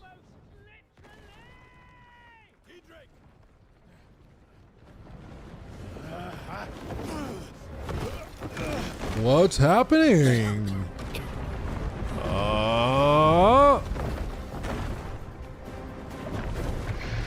The Queen's Stoneback Crab. I also just freaking love this stuff. The idea that you could be like exploring an area and then the very area itself turns into a boss. Like, I just love that. I think it's so cool. And it's something that even like Breath of the Wild and Tears of the Kingdom did. It's not new, but to see it implemented here is super cool. And I really think that, you know, both this and Black Myth Wukong mark a trend shift in the industry. Hopefully it's a shift where we're going to see a lot more studios that previously have only done like MMOs and only done mobile games and stuff start to use some of that talent and the money that they've gained in those areas to develop some of these single player games. And I think they'll find tremendous success because people want them. There's just isn't that much competition. If you want big open world adventure games, you're basically waiting for Nintendo to do something. Ubisoft, they're one of the few that do it. And then like Rockstar, I guess. But like there's really not that many studios that are regularly putting out massive open world games. And people clearly like them. They like playing them. It's just they're really expensive to make and they're hard to make. But these huge studios have the talent, know-how, tech, and stuff to do it. They just tend to only do the MMO stuff that prints money. But if they're able to do it with single-player games that people find interesting... Look, it's got straight-up Spider-Man. Look at that. Did you see that? Why do I keep losing my mouse? Driving me crazy. Look at this. He just straight-up has like a Spider-Man little hook ability. What the hell is even that? Seriously, every time I watch one of these clips, I'm like, how is there more? How is there even more? It's just crazy. It's outrageous. Pearl Abyss, as an example, they made an amazing MMO and now they are making Crimson Desert. Well, yeah, and I mean, that's the thing is they have a lot of talent in their studio, but previously the talent's been locked behind those games. Those people only really work on those big MMO games. But now we're seeing them starting to break into this realm where they're willing to try out some stuff that they haven't tried out before, namely these big single player adventure games. And the reason they don't tend to go into those realms is because single player adventure games, they don't have the tail that MMOs have or these mobile games have, for example. So it's much more about the initial sales than it is long-term microtransactions and cosmetics and expansions and stuff like it is with MMOs or mobile games. So they have to nail the initial presentation and sale, but if they do that, they can also be wildly successful. It's just much more like maybe stressful. But I think what's starting to happen is with all of these failures on the live service front, there's a lot of these studios who are starting to realize maybe live service is not actually the safe bet that it was assumed to be, where, oh, well, we'll just make a live service game and print money. Now it's not assumed anymore because it's so competitive. You're going up against the kings of the live service realm who are all doing it free to play, who can absorb multi-billion-dollar launches for years even before they turn a profit. And you just can't really do that, you know, with a standard company like Valve with their new Deadlock game. That game has no doubt cost hundreds of millions of dollars to make over the last however many years it's been in development. And we've never heard about it until very, very recently, but it's already really, really good. And Valve can afford to spend all that time working on it in secret to make sure it's where it needs to be before they reveal it, because they have more money than God and they can just do that. But a lot of studios can't. They have to get these things pumped out a little bit faster and see returns more immediately. And so maybe this Crimson Desert and Black Myth Wukong mark the start of some of these big studios that previously have not really been in the competition for like single player console games. Now they're starting to break into it, and I welcome them, because the more high quality single player games we get, the more competition increases, the better games we as consumers will get at the end of the day. Competition is very, very good. And that's why we should be rooting for more of these games to pop off and be successful, because that's how everybody else improves their quality and what they do.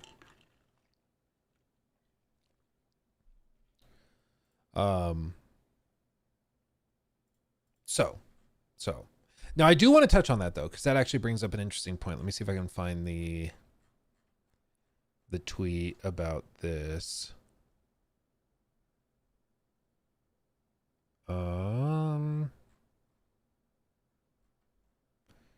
Where is it? Oh yeah, I saw somebody tweet this out. Dano. I'm not sure or familiar with this person. It says Dad, GT Dano Omen, 1 million gamer, social club, Wired creator. So I'm just not familiar with who that is, but they posted something saying, quote, I hate seeing the discourse around Concord right now. I totally get it if it's not your thing, but there was a team of people that put their heart and soul into that game. Be respectful and don't cheer its or any game's downfall. And let me say at the outset, I appreciate the sentiment here, because absolutely many people did work on this for, according to one developer at least, 8 years. Probably started with a small team, grew to a bigger one, but some people spend years and years and years working on this, okay? Nobody's doubting that. Nobody's doubting that they cared and that they put a lot of effort into it. My point is that that's not my fault that they spent years working on something that ended up being bad or not working. As a product, Concord just doesn't work. It's a bad value offering when the competition is all coming in here at free to play. You know, like if I drill for oil in my backyard and I spend millions on the equipment and years researching how to do it, I do it all myself. I create a whole whatever refinery thing to distill it down to regular, you know, gasoline you can put in your car. And I look at my costs and I'm like, guys, I have to charge $2.2 million a gallon. But I really worked hard on it for years. Everybody could acknowledge that, but they're looking across the street and they're like, yeah, but your competition, whether you like it or not, your competition is selling it for $3 a gallon. So I'm not going to buy it from you because the value that you're able to present here just is nowhere near what your competition's able to offer. I appreciate you worked really hard at it, but your product doesn't work. It doesn't make sense. Even if you put a lot of love, sweat, and tears into it, doesn't matter. Doesn't matter. Because I can appreciate that you put your heart and soul into it, but I also put my heart and soul into earning the money that you're trying to charge me. And I'm just going to go somewhere else where I can get a similar or even better product for way, way cheaper. And in the case of something like Concord, it is a product at the end of the day. You know, video games are kind of in this weird spot where it's art, but then it's also a product and they kind of get melded together. And I think that there's some people that approach it primarily as art, and the fact that it's a product kind of gets lost in the shuffle. Concord as a product is a bad product. As a piece of art, I also don't find it particularly compelling, but I can appreciate the effort that went into it. But if I'm evaluating a product's quality and the value that it's putting forward, I'm not gonna like couch it, or I'm not going to give it brownie points just because somebody worked hard on it. That's not fair to anybody. Like, that's not fair to the consumer you're trying to take the money from. It's not fair also to the developers who you're assuming like need to be coddled when they're perfectly capable. And it also doesn't help anything because part of the reason people are perhaps cheering its downfall, because I do think that there are people cheering it. You know, I've tried to, at least in my videos on the game, have a very matter-of-fact approach to it, but I do think there are people cheering it. But the reason they're cheering it is because of what Concord represents.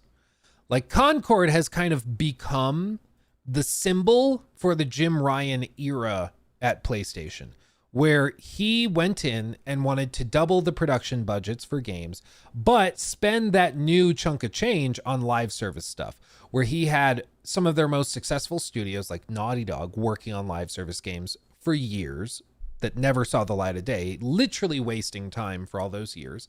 And then also he went and bought up studios like Firewalk or whatever it is, Haven, that's doing Fair Games. He bought up those studios and spent hundreds of millions of dollars on it, spent billions on a studio like Bungie, and got basically nothing out of it, all in the pursuit of easy live service money. And now they're failing across the board. Like, they had Helldivers pop off earlier this year, which was quite exceptional, but it was just that, exception all. It was an exception to the rule and trend, which has been that Sony doesn't seem to know what they're doing when it comes to live service stuff. And so people are perhaps cheering it on, which is, you know, I think perhaps fair for a lot of people. I think they are cheering it. But I think that's because of what it represents. Nobody's doubting that they put a lot of effort in and care. But it just, frankly, Concord's bigger than that at this point. And not for the reasons the devs were hoping for, but because of what the game has turned into and represents on a broader cultural and industry scale. I think it represents something else.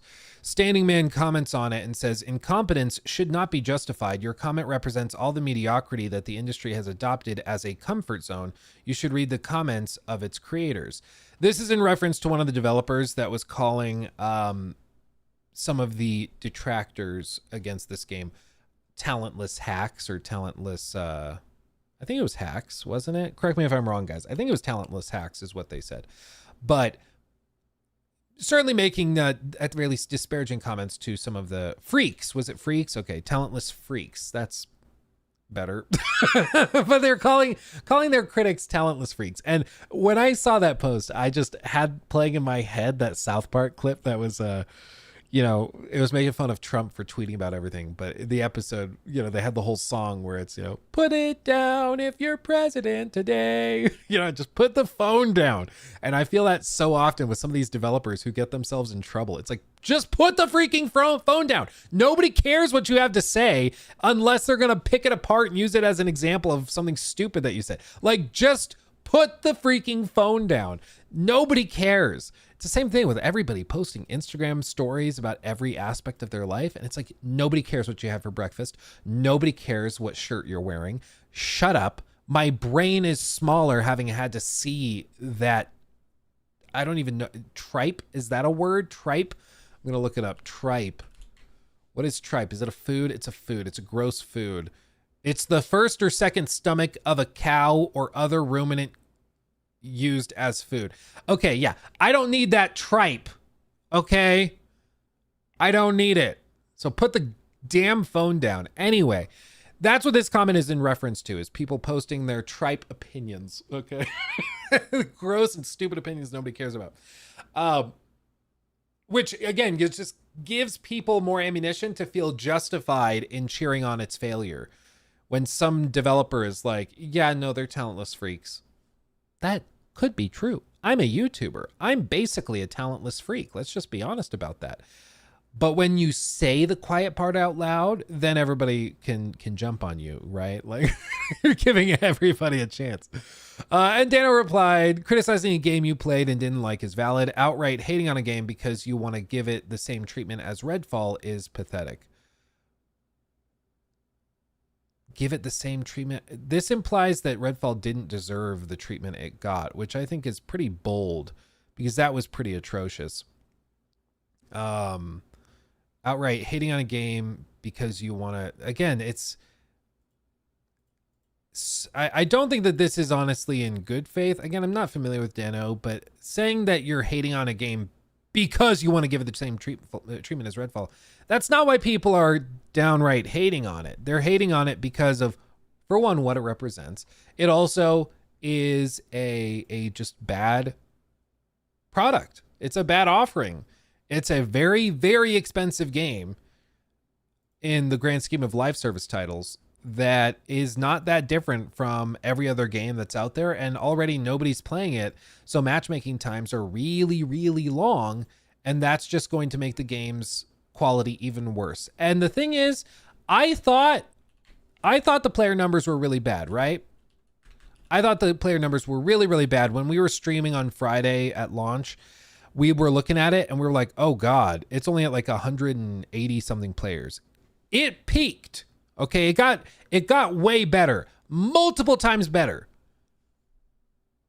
peaking at 697. So it got like 3 times better, but it did get thrice improved. But you want to know something funny? On launch day, when it was in like the 500 to 600 range, there were tweets that went out from some members of the PlayStation community to like go in solidarity. You want to know something funny? Insomniac Games tweeted out that they were playing Concord as a studio with Bend Studio. How big is Insomniac? How big is Insomniac? Let's see. VGC Charts says they've grown over 500, grown to over 500 employees. Potentially,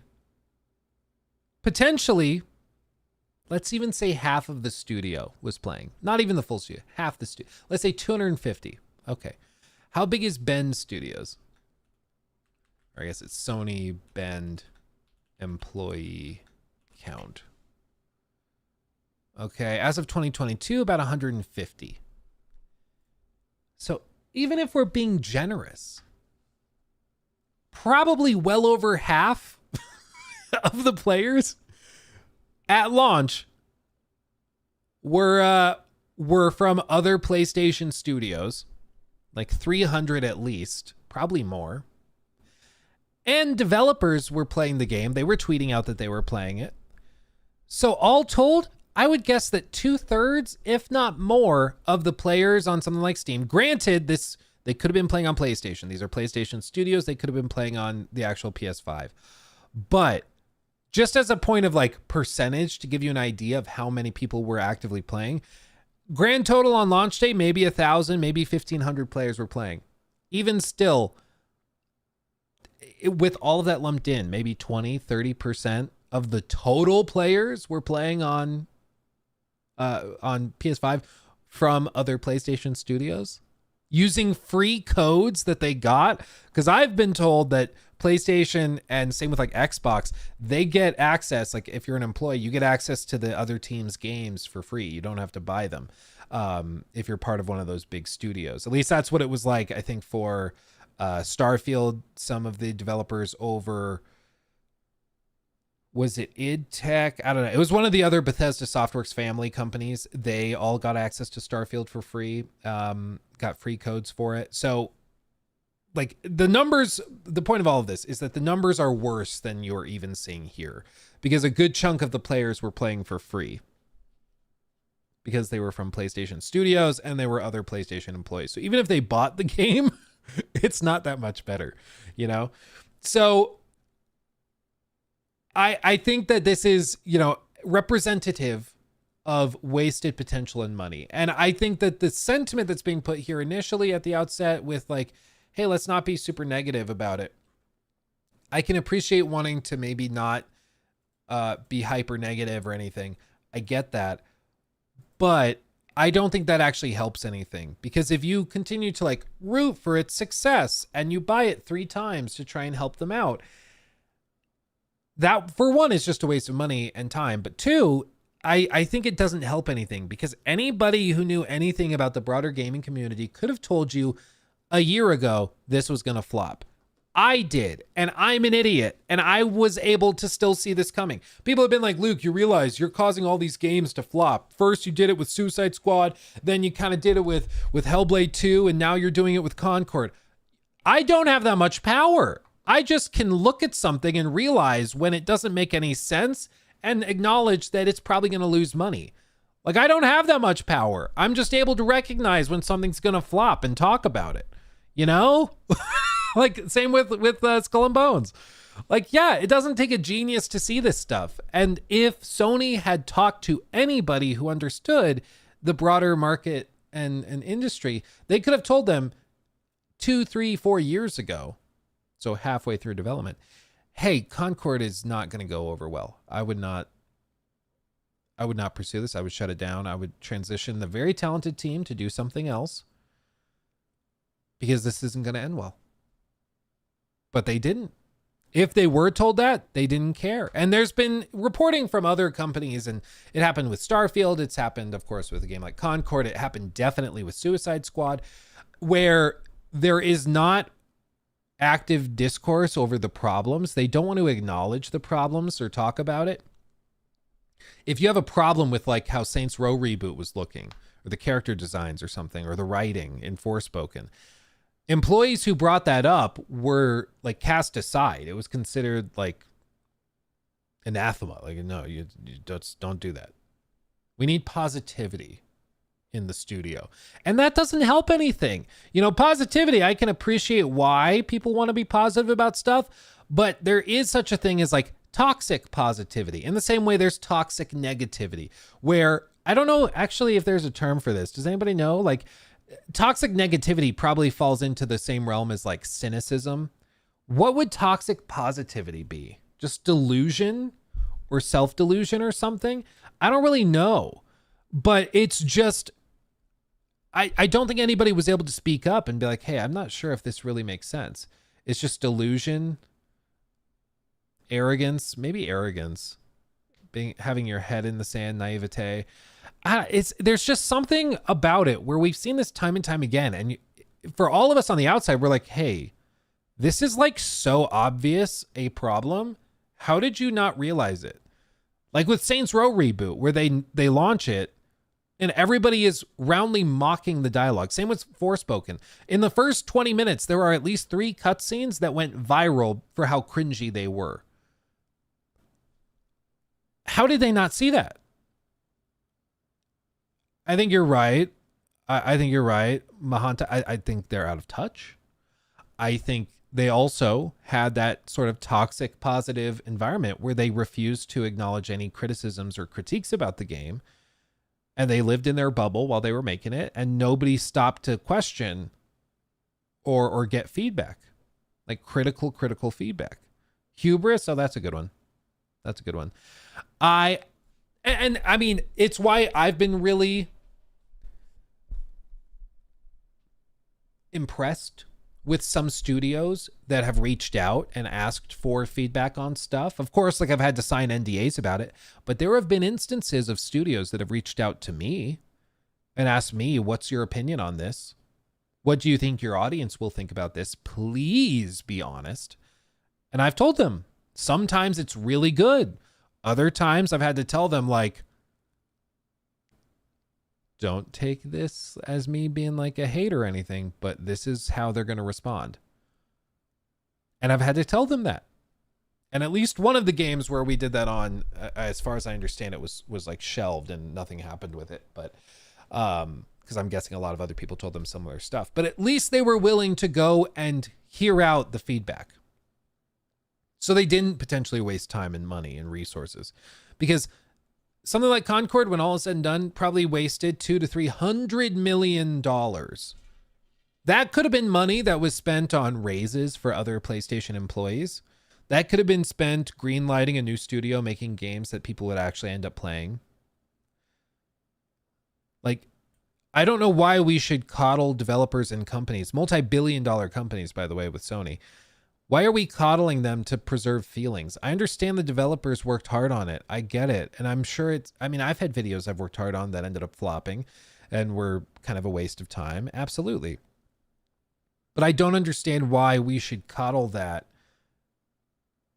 Because at the end of the day, they're creating a product, and if the product is bad, it's not worth getting. If Apple makes an iPhone that has a 1 in 10 chance of exploding or causing like explosive butt cancer, yeah, you shouldn't buy the phone. I understand a lot of engineers probably worked really hard on it. I get it. They probably will feel really sad when we don't buy it. That's not my problem. You made a bad product and it's bad, so I'm going to call it bad. Yeah, that's basically what Samsung did. Dude, I had that phone. This, what was it? Note 7, I think it was. I love that phone. It was a great phone. I was so bummed when they did a mandatory recall. They said you had to bring it back in. And I remember asking them, I went to Best Buy and I was like, can I sign a piece of paperwork just saying I'll keep it? Because I don't think mine's going to explode. And they're like, no, they've issued out a software patch that will brick the phone if you don't turn it in. I was like, oh God. Oh, Jesus. So fair enough. So I had to turn it in, but yeah, it's madness, dude. That whole story was crazy. There was that one story of somebody that dropped their phone on a plane and then the battery arced and it literally started to burn through the floor of the plane. It was burning so hot. Like absolutely crazy. Arnab, thank you for the question. This is a good one. Fair games will fail even harder, right, Luke? Based on the trailer I saw, that's my impression.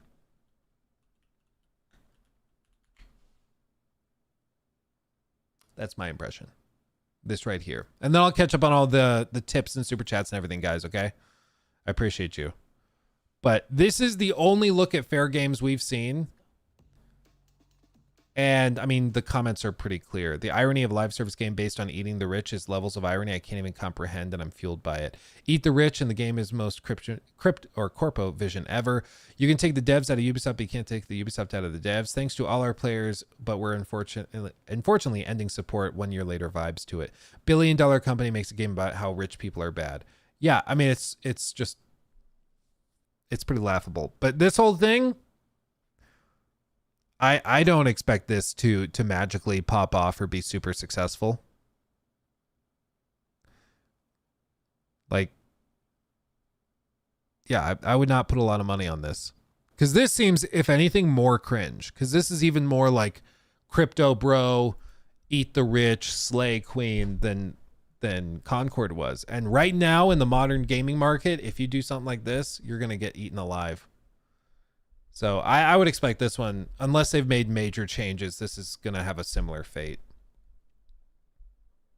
But at the very least, maybe PlayStation will learn their lesson and make it free to play. At least then people can try it without having to spend $40. The $40 price tag for Concord was such a colossal blunder. It's unbelievable. But then after they did that and then the negativity started swarming around the game, there was no saving it. Even if they went free to play now, I don't think it'll make any difference for Concord.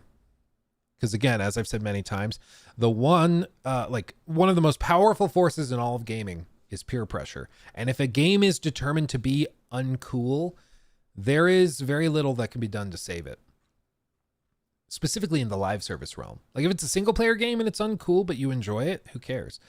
But for a live service game, that doesn't work. So yeah, I think they're going to put out fair games. I don't think they're canceling it. I think they'll shove that out the door too and hope that it somehow makes money.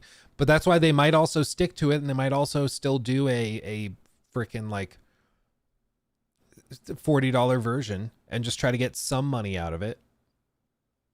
But it's very likely that in the next 12 months they will have another catastrophic flop like Concord in the form of fair games. And then I think they'll have the Horizon multiplayer game, and I think that stands a better chance at some success at least, but I don't think these stories end happily ever after, frankly. I just don't see it.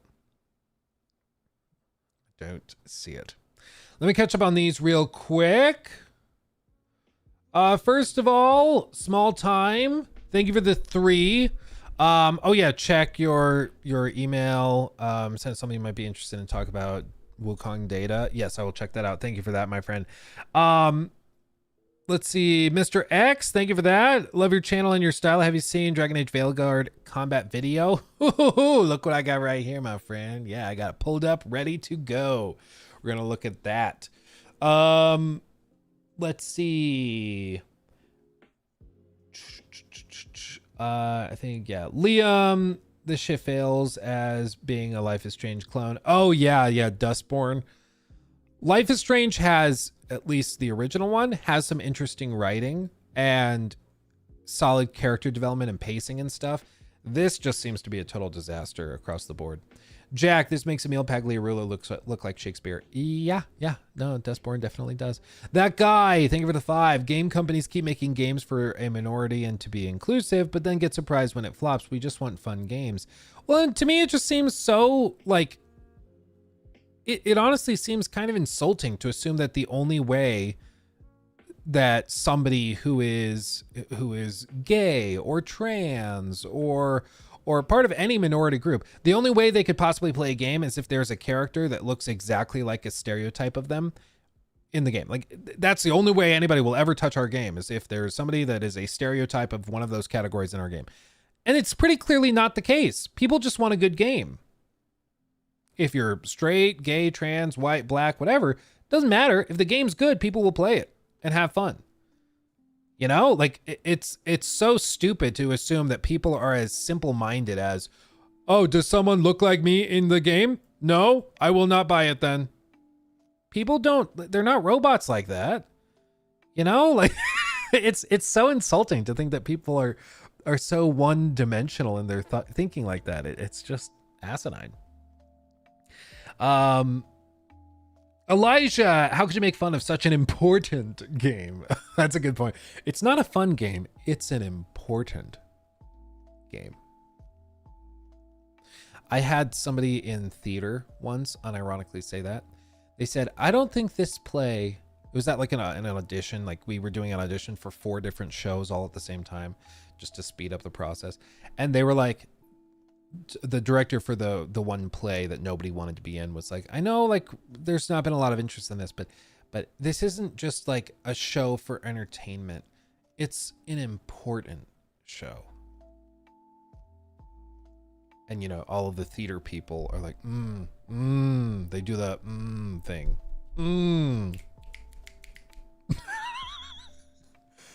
It's like, so why are we producing a play that nobody wants to be in and nobody wants to watch? Like, how does that make any sense? Like, I thought we were trying to get people to buy tickets to the show. No? Okay. Ryan Manley, thank you for the membership and also the super chat. No, Luke, you don't understand. You are having fun. You are happy. Finally, some 10 out of 10 gameplay. Thank you. Thank goodness for these super brave developers. Brave developers making an important game. That's the important thing to remember. That's the crucial bit for sure. Clem, thank you for the 2. Think someone will make a parody of this game? There's a term on the internet called being a Poe or Poe's law. It's an adage of internet culture which says that without a clear indicator of the author's intent, any parodic or sarcastic expression of extreme views can be mistaken by some readers for a sincere expression of those views.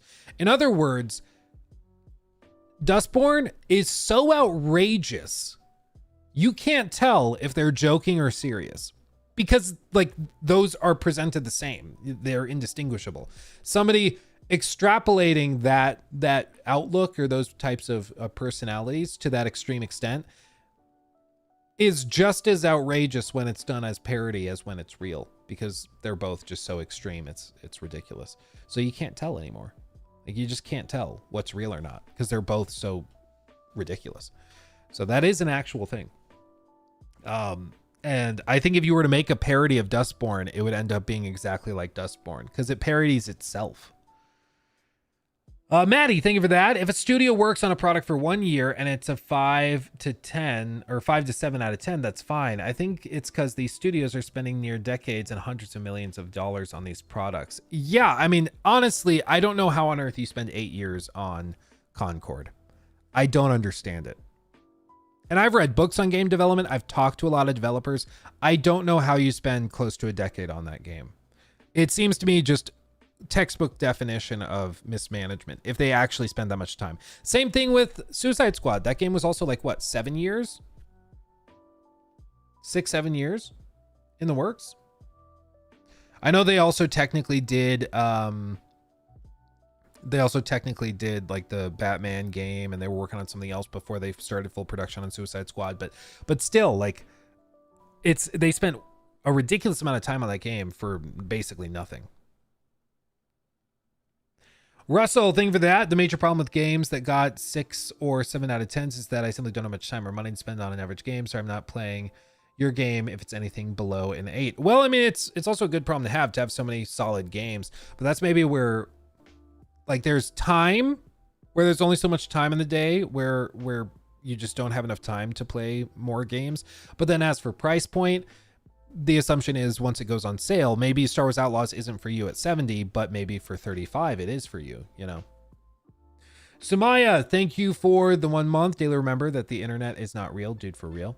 Gypsy Danger, thank you for the 5. Do you think Sony is looking at Marathon more closely with it being a hero shooter?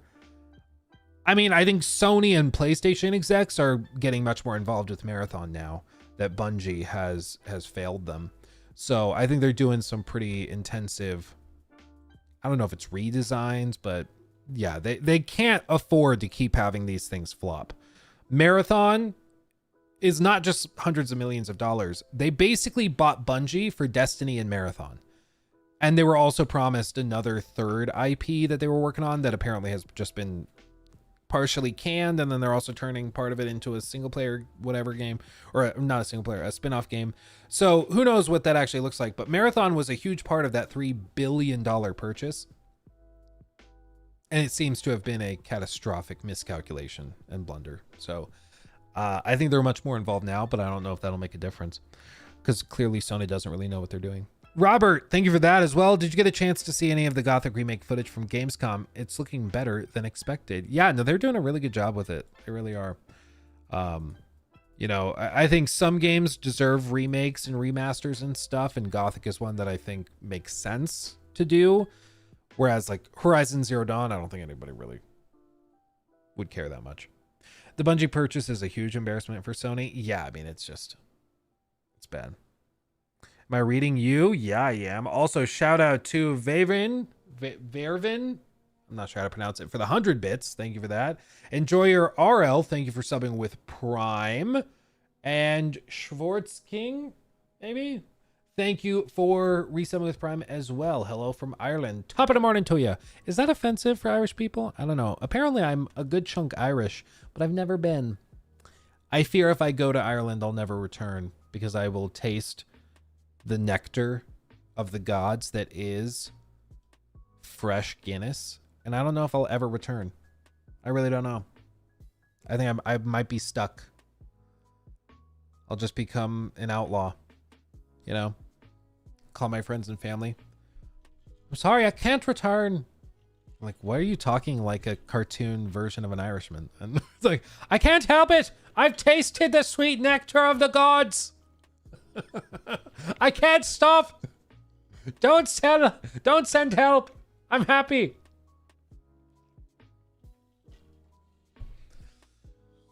Oh man.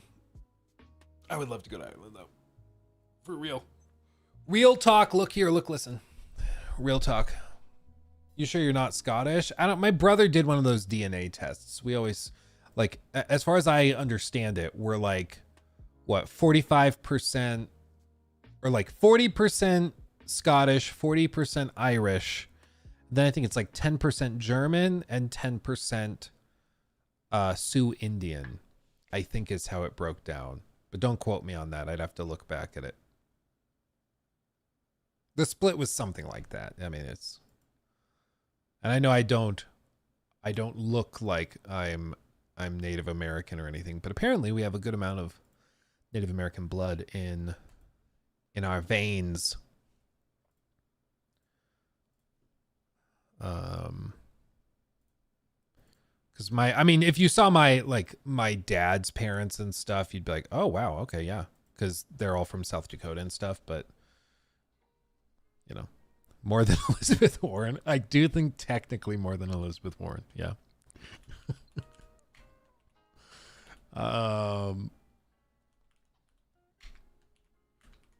Okay. Yay, the review's done. The review's over an hour long, guys. Oops. Oops.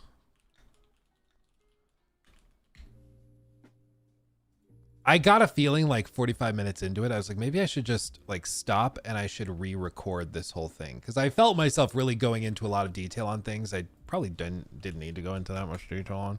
But I just couldn't stop. And now look at this. Look at this mess. Yeah, Star Wars Outlaws. Yeah. When's the review coming out? I mean, it's done. It's here. I usually like to do a watch through. But man.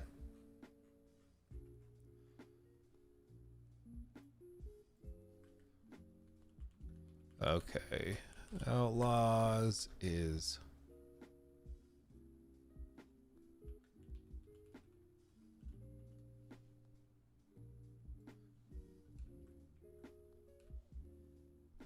okay.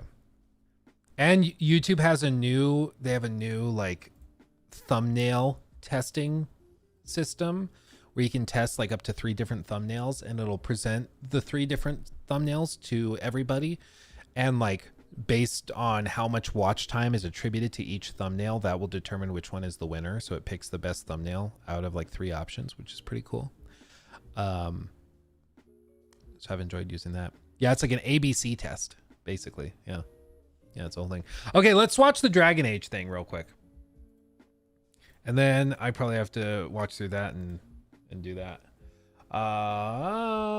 Okay.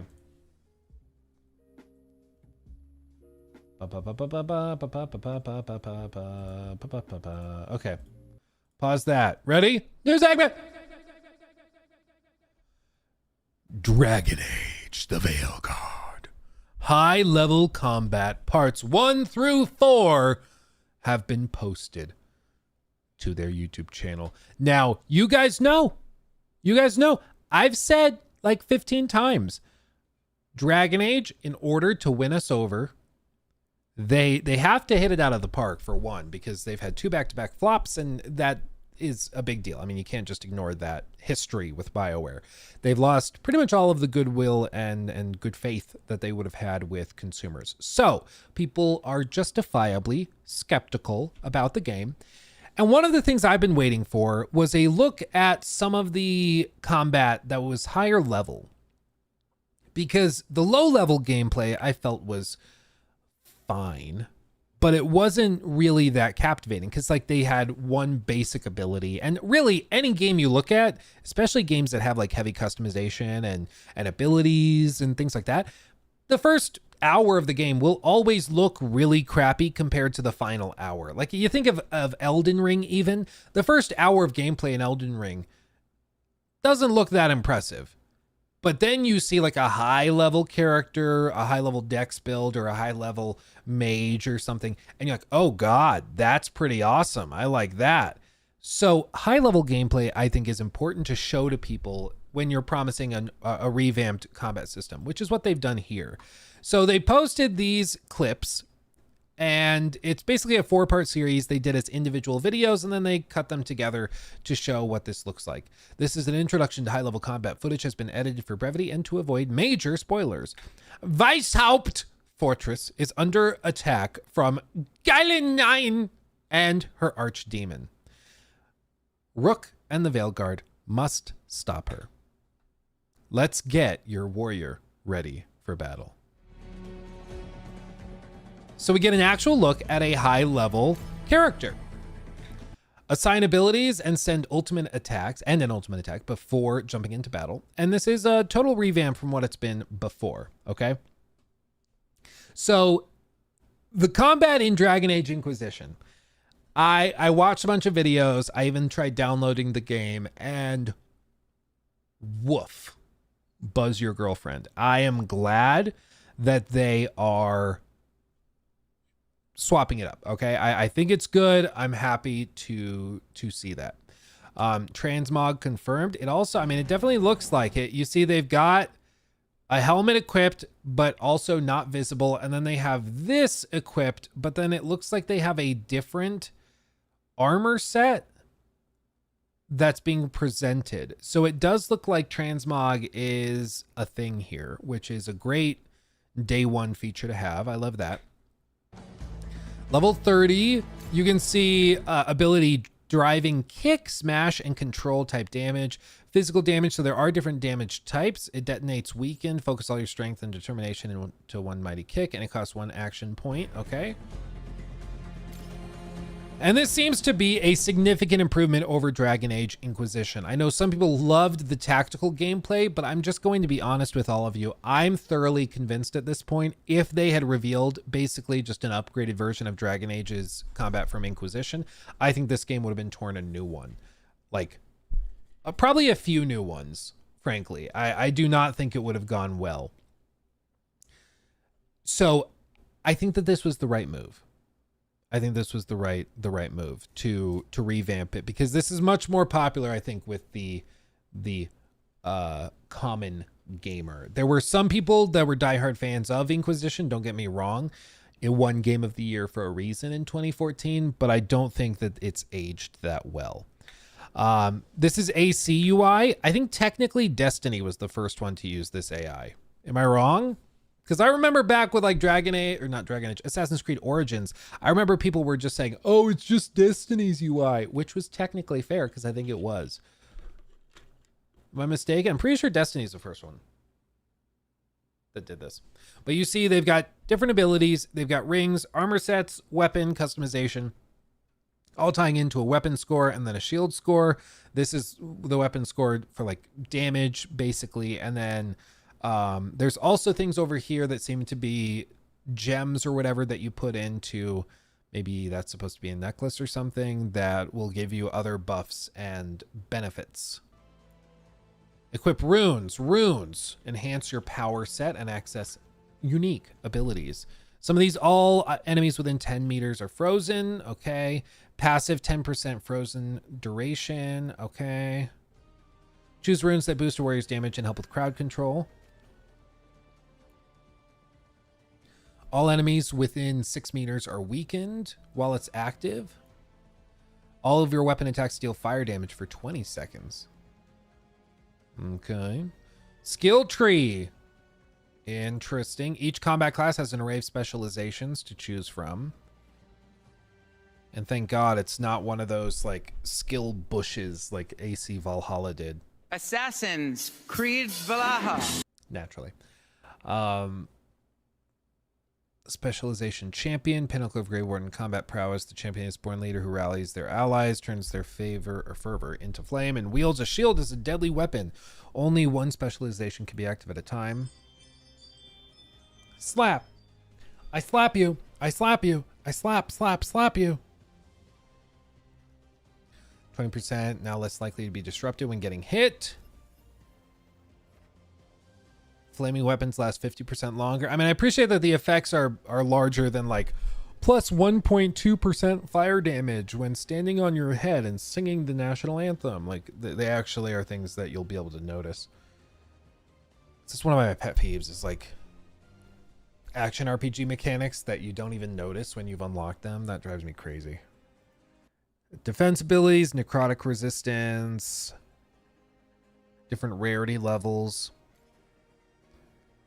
Physical damage, shield toss, charge to maximum applies necrosis to the first target hit. Okay. Yeah, I'm gonna be dual wielding. You better believe it. Stagger in part 2 of this series. Okay. Okay. And then rings, burning stacks, all afflictions that you apply are applied as burning instead. Oh, interesting.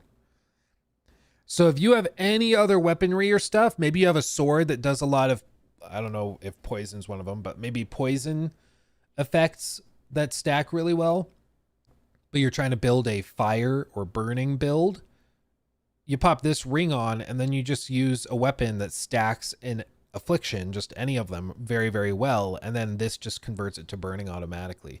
That's kind of cool. And then improve stagger. Then I'm wondering if these are just, you upgrade these to unlock the next levels and stuff. Blight Killer.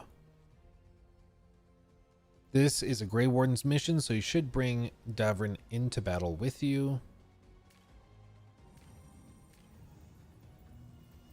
Okay, so they got their little loadouts of different abilities.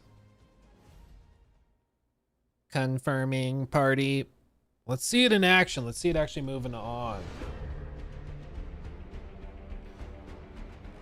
They have the right gear and skills. The team sets off to find their allies. Soon they're met with resistance. Ooh.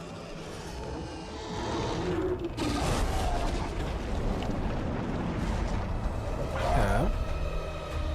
So this is what we heard referenced in the preview that we saw, but we didn't actually see the wheel fully filled out. So you have, of course, like general party directions, go over there, fight them here. So you can command each of them independently to target specific enemies, I'm assuming. And then you have 3 abilities for each of the party members. And then you also have your crystallize ability and things like that. You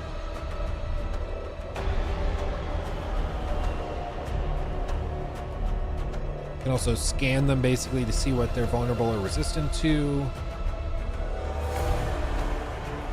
Oh, that's kind of nifty. They have abilities which exploit weaknesses have a green outline. So it will tell you automatically if this particular vulnerability is something that can be taken advantage of by any of these individual skills, which is just a nice streamlined way of doing it. Okay.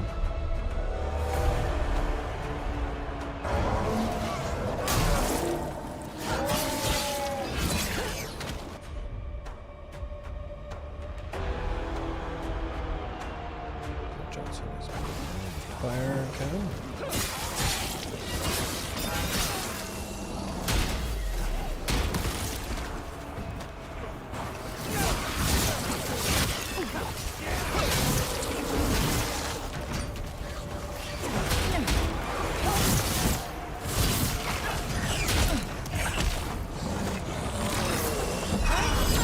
area activated abilities.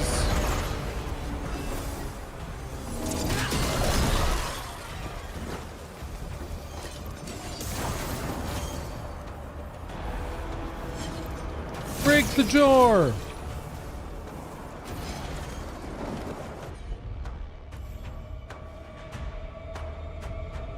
We have commanding individual ones.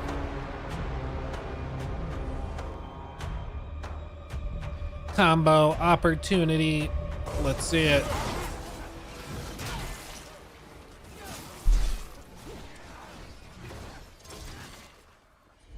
I mean, I'm guessing it's going to be swarms and swarms of enemies, similar enemies. That's where I'm hoping variety kicks in, because even in like the intro sequence we saw, it looked like there were, for each chapter, there's like 3 or 4 enemy types you'll fight, and that's it. So I hope there's a lot more variety. Because whether it's God of War, The Last of Us, or a game like this, when it's just one enemy type you're fighting over and over and over again, it gets pretty dry. Core abilities, face down a variety of enemies all at once. Okay. Specialize in the champion branch. Favors a defensive style of fighting. Cam. Stacking different buffs and debuffs. You guys know me, I love my buffs and debuffs.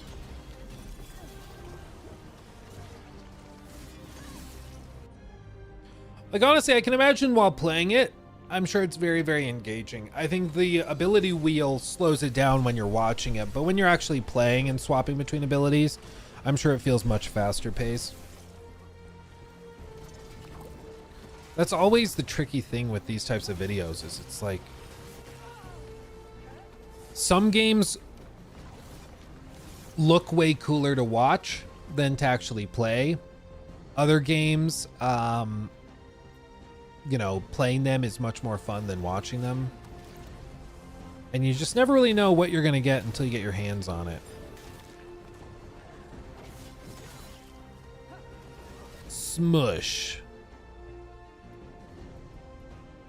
Okay. Whack, whack, whack. I slap you. She just backhanded that dude. Grappling spear, pull them closer. Okay, that's kind of cool. It's more positioning. But see, I'm guessing most arenas that you're going to be fighting in are stuff like this, where it's a basic level and then it's filled with enemies. You clear the enemies, you move on to the next little bit. It's kind of an old school way of designing stuff. It's not necessarily bad, but it's not that hyper modern way of doing it. But maybe that's exactly the idea, is that they're trying not to do that, because that's kind of been played through a few times at this point.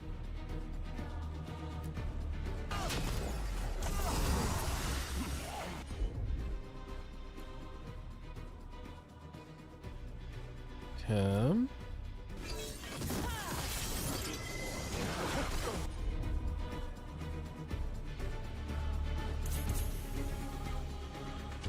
Crystallize. So it's kind of like, yeah, you're loading out your own special little ultimate ability based on what runes you have in there when you activate the crystal abilities all at once. Okay. I mean, this is, so I think what a lot of this is going to come down to is that some of the old school fans of Dragon Age are probably going to look at this and be like, this isn't Dragon Age. Dragon Age is supposed to be way clunkier and slower than this. And I totally get that. I also think that in terms of vibe and presentation, it's giving me sort of like 360, maybe early PS4 era vibes in terms of arena setup and stuff. For me, that's not actually that big of a turnoff, because I've been kind of turned off by a lot of the modern ways of doing things. But I do understand how a lot of maybe older school fans might look at this and be underwhelmed and just be like, oh. Especially if you were somebody that really enjoyed the more slow tactical gameplay of something like Dragon Age, say, Inquisition. This is a big departure from that.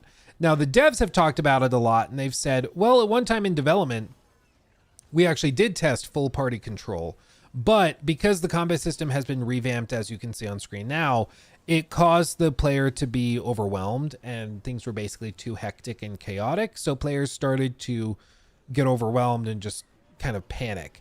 And it wasn't actually more fun. Because based on what you're seeing on screen now, there's many more actions being performed per minute, which is what they talked about in that interview, than in something like Dragon Age Inquisition, where it's just kind of like setting people up, positioning them, maybe activate a couple of abilities, walk away, let it play out, and then you get back in there. Whereas this, it's very, very involved in a moment-to-moment way.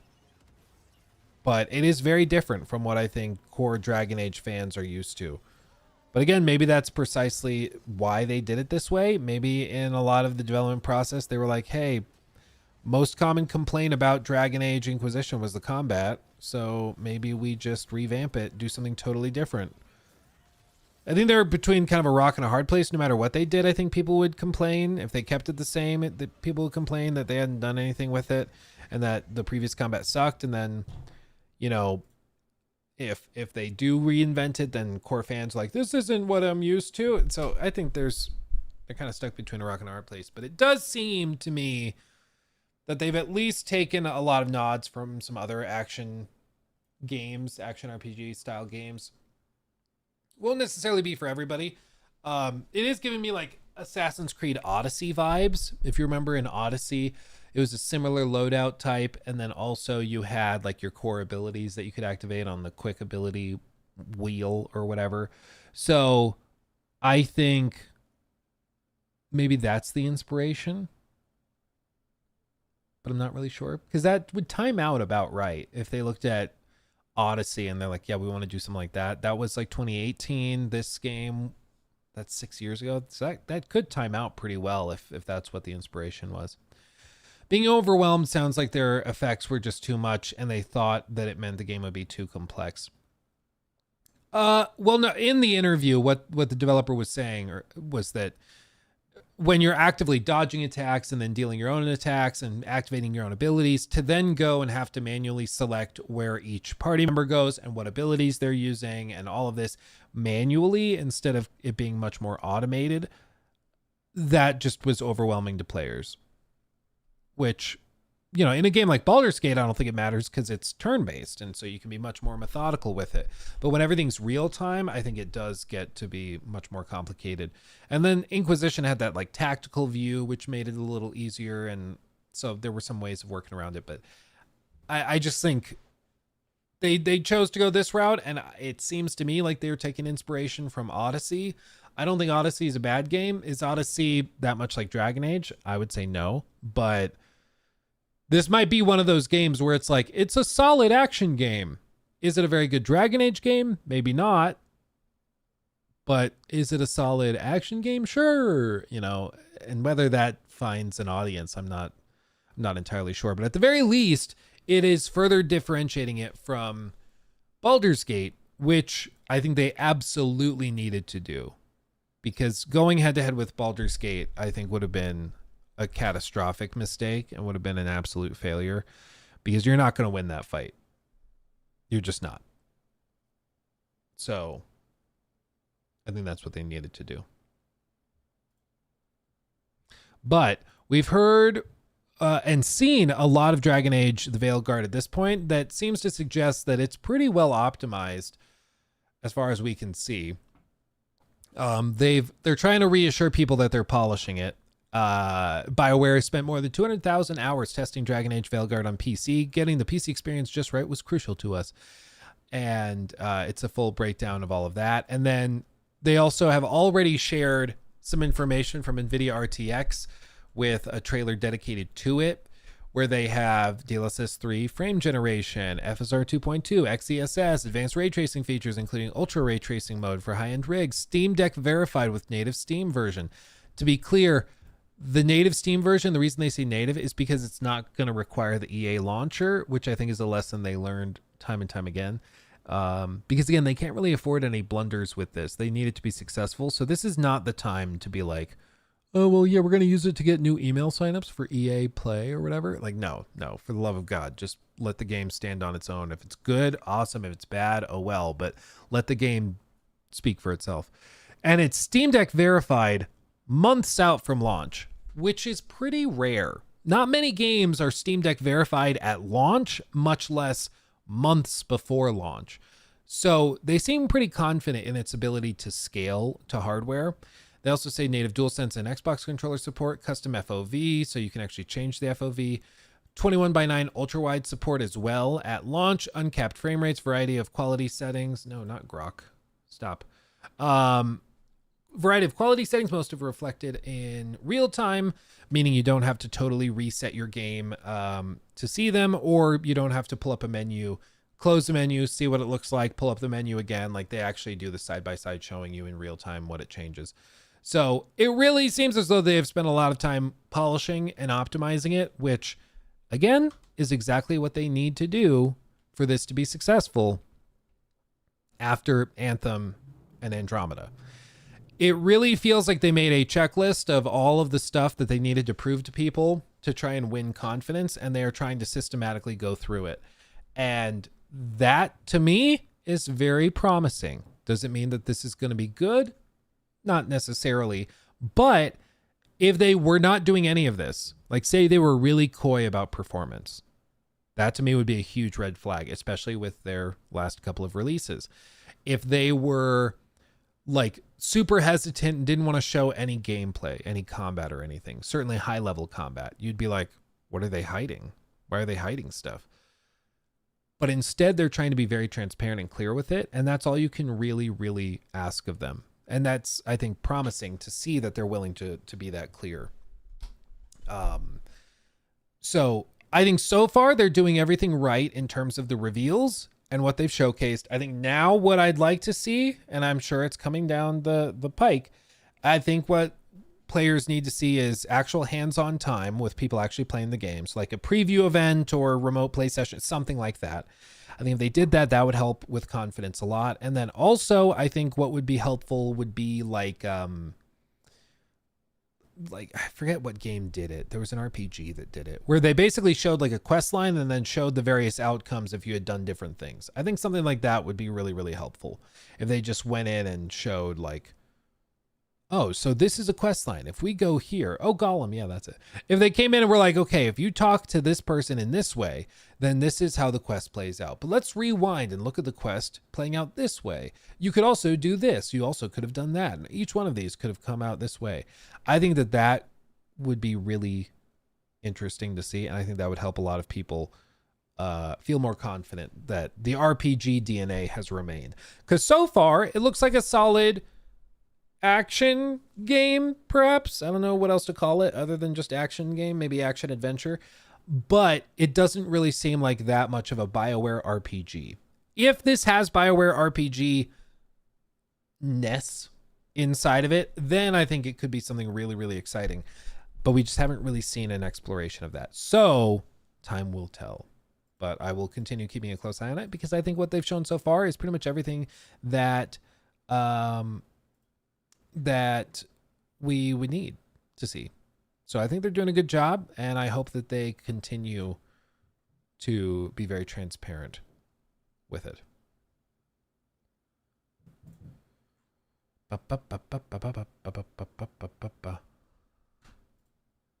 Okay.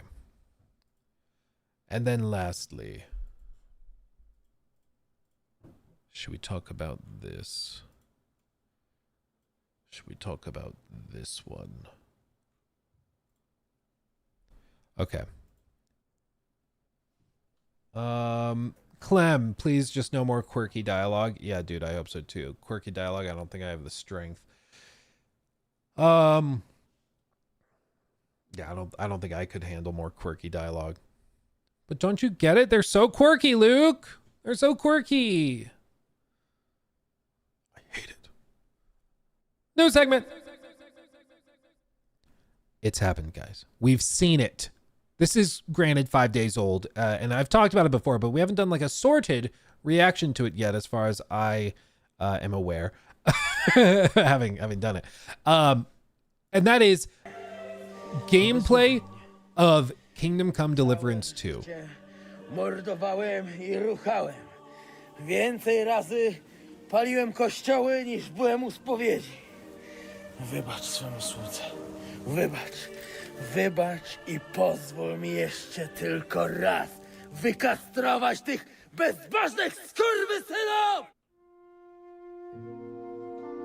Welcome to the first look at the gameplay of Kingdom Come Deliverance 2, a unique action RPG with a vast realistic open world and a grand cinematic story. To be clear, full disclosure, I like Kingdom Come Deliverance a lot. I find the game to be, the original, to be very clunky and have, of course, some hiccups and problems here and there. But it's still one of the most remarkable games I've ever played in my life. And I think it is a masterclass in immersion. I think it's a masterclass in just setting a clear vision for what you want your game to be and then pursuing it and seeing it all the way through. It's masterfully done. I really, really like it. It's not for everybody, but if it is for you, man, it is something special. It really is. And I think it's also a testament to how some games, can have some quirkiness or clunkiness with them, and they can still be, in my view, masterpieces. Maybe not on the optimization front, because Kingdom Come had a lot of problems at launch with performance and stuff and bugs. But I think there's not another game like it, and that's why so many people are so excited for this game, because they are beautiful and they are very unique and very immersive. So I want to be very clear at the outset. I do have a bias with this one because I just happen to be a big fan of the first one, and I'm very excited to see what they do with this one. As the young lad Henry, you will embark on an unforgettable journey through the beautiful but brutal world of the late Middle Ages. Our task for this quest is to find two men-at-arms, Raniek and Ada, and recruit them into a rebellious task force of which Henry is part. With a bunch of talented criminals and violent drunks, you're about to unleash a guerrilla warfare against Sigismund, the usurper of the Bohemian throne. Yeah, screw that guy. The first man on the list, Raniek, was last seen in the nearby village of Bilani, playing dice in the tavern.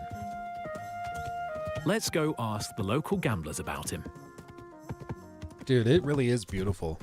Look at that. The first game was no slouch, but they really increased foliage density and the lighting is much softer. It's very early.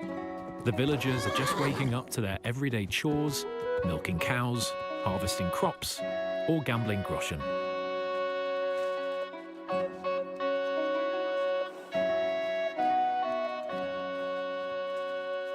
Lord be with you. Greetings. What brings you here so early in the morning? The innkeeper said you were playing dice with Raniek. You know Raniek?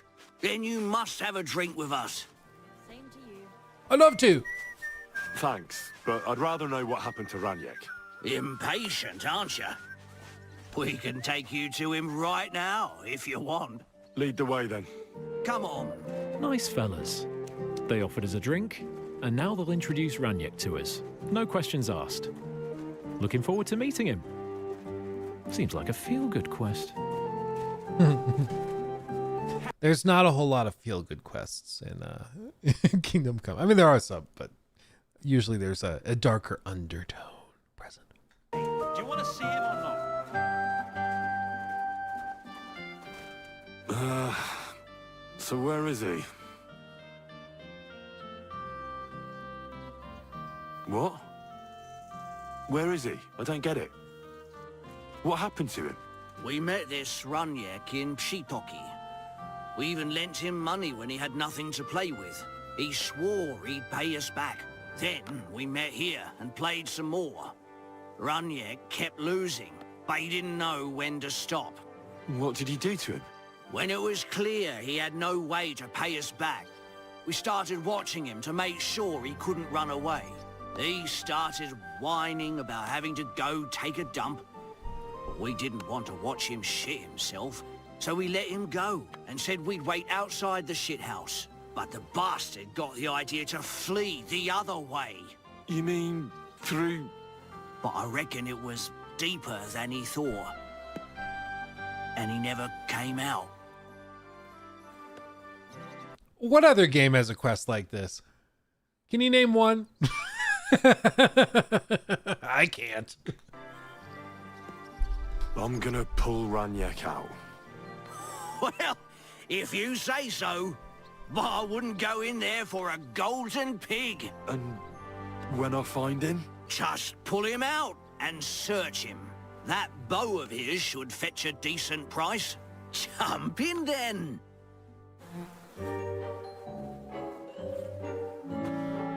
The life of a true medieval adventurer isn't always about winning epic battles, saving damsels in distress, and forging your own destiny. Sometimes it's about fumbling for corpses in a pile of shit Something's moving over there. behind the Bellani Tavern at 7 a.m. Ah, good. That must be him. Here we go. Oh, finally. Poor Henry. Ugh, this is disgusting. I don't think they deserve the bow after all.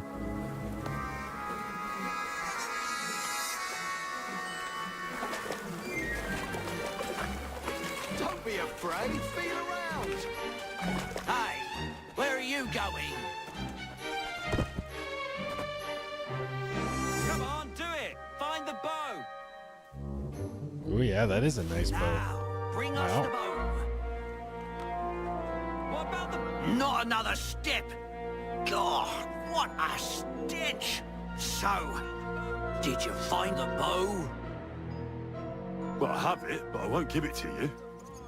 With what I had to go through to find it, it's more of a consolation prize. Did you go mad from wading through shit? Give it to me. Come and get it. Fellas, hold your noses and beat him up. KCD2 aims to bring a unique blend of realism and fun into every part of the game, combat included. Our fighting system is built on true medieval martial arts and wrestling techniques. Fluid, thrilling, and tactical. As in real combat, movement is the key. As is equipping a good set of armor. Otherwise, you might find yourself in a pickle. Smack! Oh, God. Ye gads.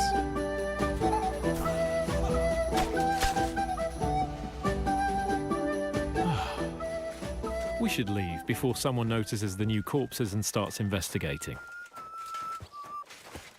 What the? Did I step in shit? Oh, it's just you. I, didn't have the time to wash up. But I'll do that right away. As proven by this lovely lady, the world reacts to your behavior, looks, and even smell. Murder! I found a body! Time to vanish. In order to properly wash away our morning adventure, let's visit the best bathhouse around, which is located nowhere else than in the great city of Kuttenberg. Look at that. The crown jewel of the Holy Roman Empire. The central bank of the kings. A place where people of all sorts come to pursue the Bohemian dream and seek their fortune.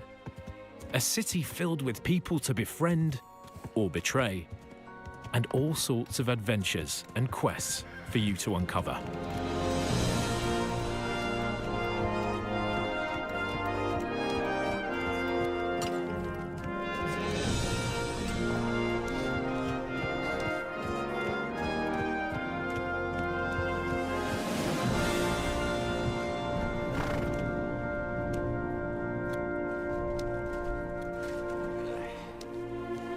Oh, baby. Don't cause any trouble. It's just so seamless. I'll be with you. I'll be with you. The city spa? What can I do for you, you stinker? The giggle. You stinker. I don't think there would be a giggle.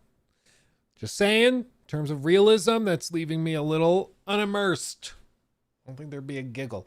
That being said, I mean, it's, if you've played Kingdom Come, the first one, like it's clear there's been a lot of little bitty improvements made all over the place, but it's still Kingdom Come at the end of the day.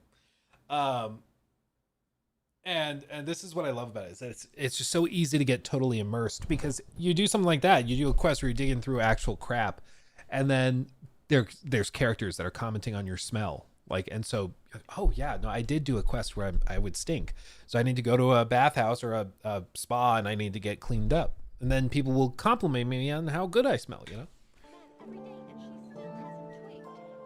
I need my wounds treated and my clothes washed, and then I'll have a hot bath. Great, but it'll cost you. I'll gladly pay you. You certainly won't regret it. My baths are first class. Now that we're all scrubbed up, let's take a stroll around the city. The world in KCD2 doesn't wait for you to come and trigger the lives of its citizens. All inhabitants have their own day routines. Merchants, wenchers, soldiers, or executioners. They all wake up, go about their workday, and once that's finished, they go home to their families or to the tavern to their beers. Are you whistling at me? I'm not interested. KCD2 aims to bring you a uniquely reactive and believable world. Whatever you do as Henry, it will have consequences, and you will feel them. Have you haggled too long with the greengrocer about the price of his cabbage? Well, now he's pissed off, and you can forget about any sale. Thrown your favourite hat in front of a beggar kneeling by the church? Come back a minute later, and you'll see him wearing it proudly. Or killed the local innkeeper's husband? She'll be crying in front of her house the next time you go there, making you feel really miserable. Across this demo, like, this is just what's refreshing about Kingdom Come, is that they put a lot of effort into that reactivity. And once you play the game, like, you get it, but it seems like they've cranked the dials even further here. And coming off of Star Wars Outlaws, for example, where the AI is like the big problem with that game, just how stupid the NPCs and enemies are. This is just so refreshing. It's like, oh yeah, if you drop a hat in front of a homeless guy, he'll pick it up and wear it, because of course he would. Like, that just makes sense. But in so many other games nowadays, AI is just such an oversight, which is funny because AI as a buzzword is like bigger than it ever has been before, where every business is like, oh yes, our loaf of bread has a recipe designed with AI, and then they expect to be able to sell it for $15 a loaf. But for some reason in video game development, developers are just like not really considering like the intelligence of their NPCs or enemies when they develop it. It's just such an afterthought, which is a bummer, because when you have it in a game like Kingdom Come, you get so much more immersed. It's so much cooler to be able to go live in this world and explore it, and then see behaviors actually reflecting your behaviors. It's wonderful. And yet I feel like it is one of the most underdeveloped and under prioritized elements of game design, unfortunately. But that's where the next frontier is. If there's more games that really push intelligence within NPCs and enemies, I think that's going to pop off, and that's a selling point for a lot of people. I really do believe it. will play as a good-hearted lad, apart from the ending though, spoiler alert. But the game allows you to push Henry towards any behavior, even the most vile. Here's a quick example of what you'll be able to do to stir some mayhem in the city.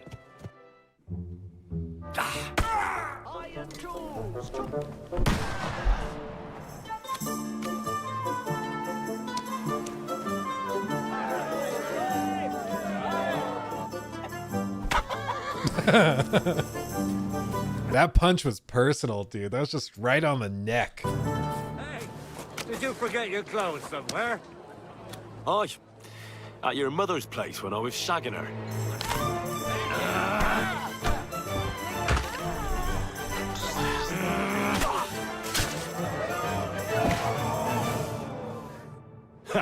The other thing I appreciate about Kingdom Come is that, like, they will let you break your game.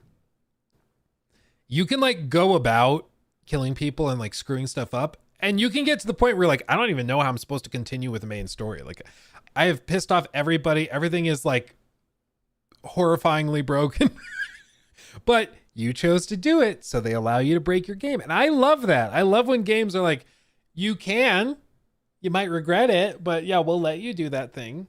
Stupid, but sure. That was just a little appetizer. And now I'm hungry again. So I reckon it's time for another course. What do you say? And now, back to our good lad Henry.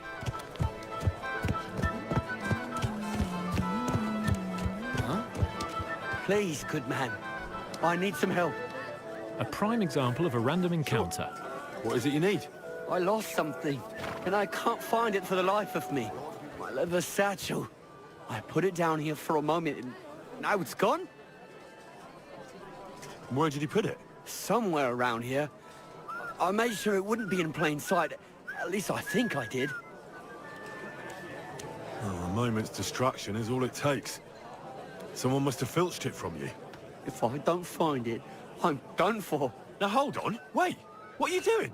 Give it back right now. Cheeky bugger. 50 groschen? That's worth at least a hug down the bathhouse. Stop! Enough! Had enough? Now hand it back. Everything you stole from me. Here. That's all of it. Can I go now? Piss off. Piss off. You're acting like a child. Go and whistle somewhere else. With our groschen back in our pocket, let's go Mind to where see a you're going. merchant to stock up on food, sell Raniak's bow, and head to the whereabouts of the second man on our list.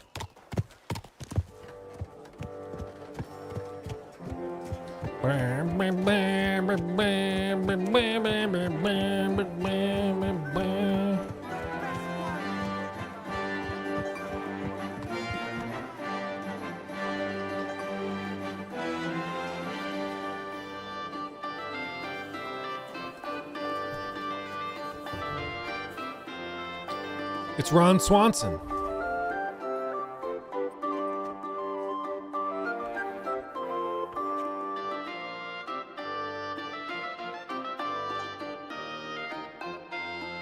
Fresh bacon is good, but then again, it won't last too long in your inventory.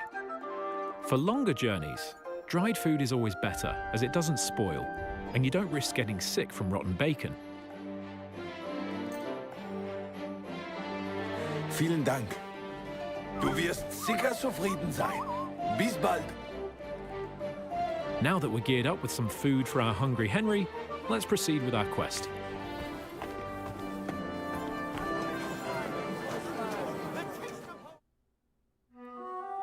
Time to journey. Yeah, look at that, dude. Ugh. The world in KCD2 is filled with places to discover. Yeah, I love those old school UIs. Well, it's just like, it's a fun artistic way of representing the time period and then also communicating all the information about the inventory to the player. And it's just like a little bit more creative than, well, let's just do that Destiny menu and then like a radial wheel or two and we'll call it a day. Like it's actually kind of clever and different, which is just refreshing. Let's have a look at this old ruin. There might be something valuable.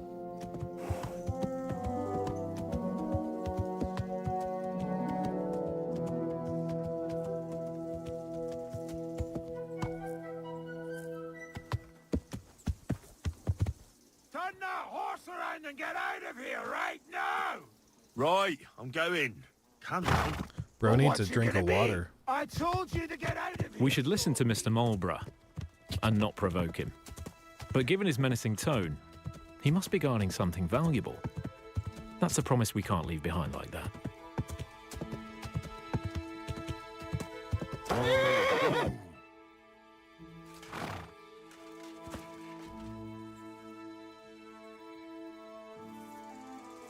Let's change our outfit to something more quiet and drop the chainmail for a bit, so we don't rattle across the whole camp.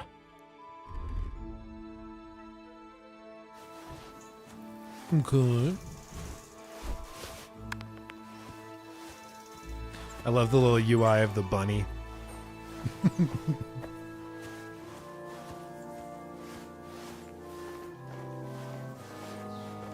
If a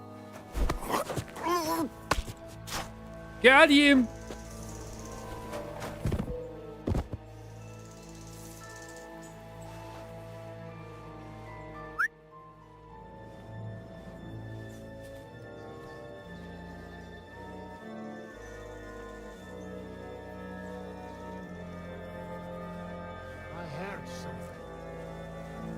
Nell, good to see you, my friend. If this hits as expected, they'll be the new Larian. Well, I think that this, the fact that this game is generating a lot of interest and hype, 1.2 million views, like 64,000 likes. People are very, very intrigued by this and very interested. And I think it should tell everybody, like, gamers are just looking for the fundamentals. Like, they just want a solid game that prioritizes fun above everything else. And isn't trying to, like, teach you anything. It's not trying to be, like, quote unquote important. It's just trying to be a fun game. And I think that they're going to manage it based on what I'm seeing. As you can notice, shields are very handy when you carry only a short weapon and have a free hand. But we cracked it right enough. Let's try to dodge and attack him right after. There you go, Henry. Yes, the weapons and shields can fall apart during combat if they're damaged. Oh, baby. So it always pays off to take good care of them. I'm just getting started.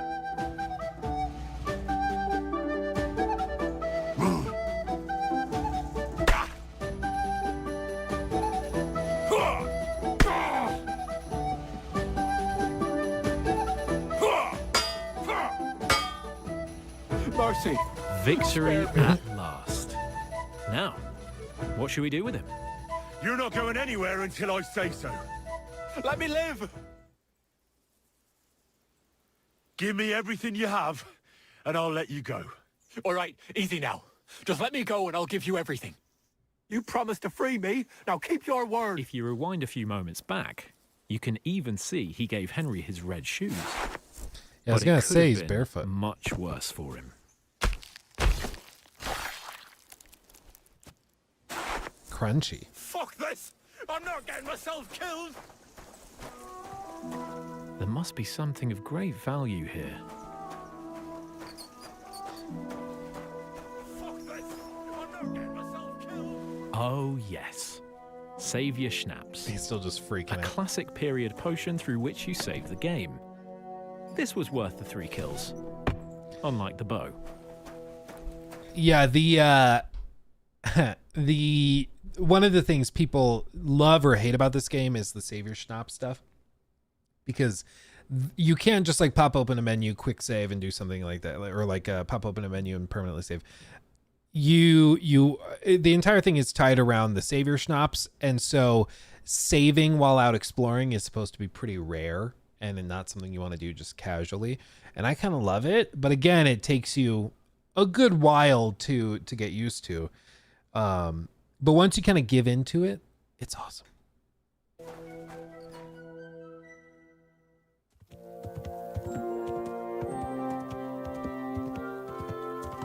Now, back to the recruiting campaign. The second man on the list, called Ada, was supposedly misbehaving last night around this village, and the gossip says he was caught with the butcher's wife. Oh, sweet heavens.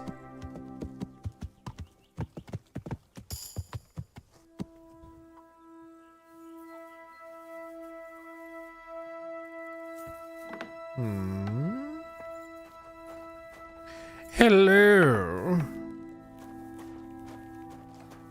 Imagine a stranger just coming into your house. to you. I'm looking for someone, and the innkeeper said you might be able to help. Is that so? Who is it? A wandering man at arms. He's a foreigner, a Pole. They call him Ada. Who are you anyway? Some friend of his? Something like that. Like that. I just need to find him. Then you better hurry up. My old man wants to murder him. Why does he want to kill him? Because he's a stubborn fool who won't let me explain. And believes gossip over his own wife. Then calm down Pray and tell tell. me what happened. Nothing happened. I mean, not that the Pole wasn't interested. He was looking at me all night at the inn, but I avoided him. Did you? I'm sorry, but I couldn't help but notice. Is that bruise from the butcher? He doesn't mean it. He just doesn't know what he's doing when he's angry. Here you go. A potion for the pain. It should help you quickly. Thank you. And where will I find your husband, Ada, and the rest? Outside the village, in the direction of Kuttenberg. There's a lone tree in the middle of the field. You can see it from a distance. They said that's where they take him, so that no one can see them. I better go and see your husband. Quickly. The sooner it's over, the better. Hurry up, please. We should hurry up then. A violent mercenary and a jealous wife-beater behind the village can't end up well. What? Are you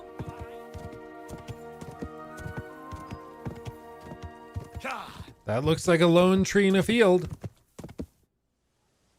Panie, mój Boże, wysłuchaj mnie. Całe życie mordowałem i ruchałem. Więcej razy paliłem kościoły niż byłem u spowiedzi. Wybacz swoją słudze. Wybacz. Wybacz i pozwól mi jeszcze tylko raz wykastrować tych bezbożnych skurwysynów! Oh, shut up! No one can listen to your damn gibberish! Twoja baba i tak do końca życia będzie pamiętać o mojej polskiej kiełbasie! I'll shut that gob of yours! Ciebie i twoją matkę piekło pochłonie. Niech was piekło pochłonie! Sean, thank you. Stop! A co to za kutas? Leave him alone and untie him. Why would I do that? Do you know what that bastard did? Or tried to do. If you're talking about the rumors in the village, it's all lies. Nothing happened. You don't know what you're talking about. That whoreson defiled my wife. My Eva, eh? He should be glad we're only gonna hang him. If I had my way, we'd castrate him as well. I saw that mark you left on your wife's face. That was no accident, was it? What are you on about? The random guy in the background. I saw the mark on your wife's face. Jesus Christ be praised. Listen again. It's on your wife's face. That was no accident, was it? What are you on about? So yeah, that's a weird time to praise praise Jesus. Okay, whatever. You'll raise your hand to a defenseless woman, but you need a whole gang to take on a man. Think you can insult me, do you? Shut your gob. Get him, lads. Oh no. Chwała Polsce, kurwy! Jebać was!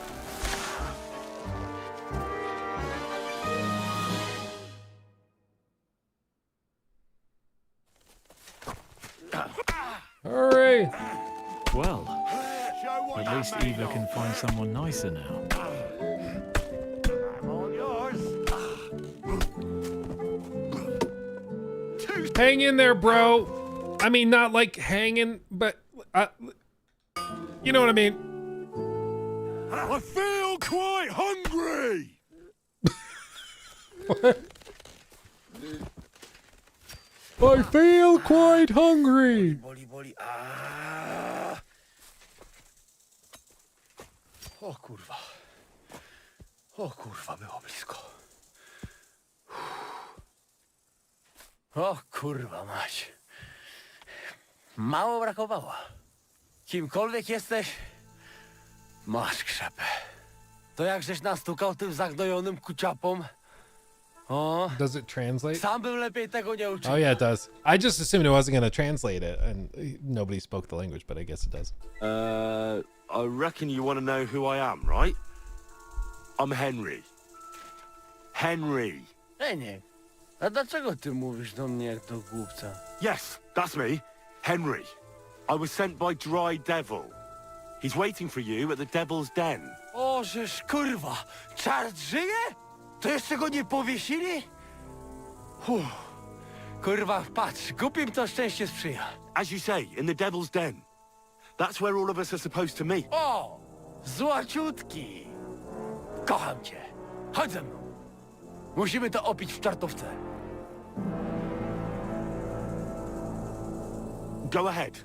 I'll meet you there later. Dobra, to tam się spotkamy. Kurwa, już się nie mogę doczekać jakiegoś ruchanka. What a day, Henry. You did good. Now, off to find a bed, a bite to eat, and prepare for more tales to come.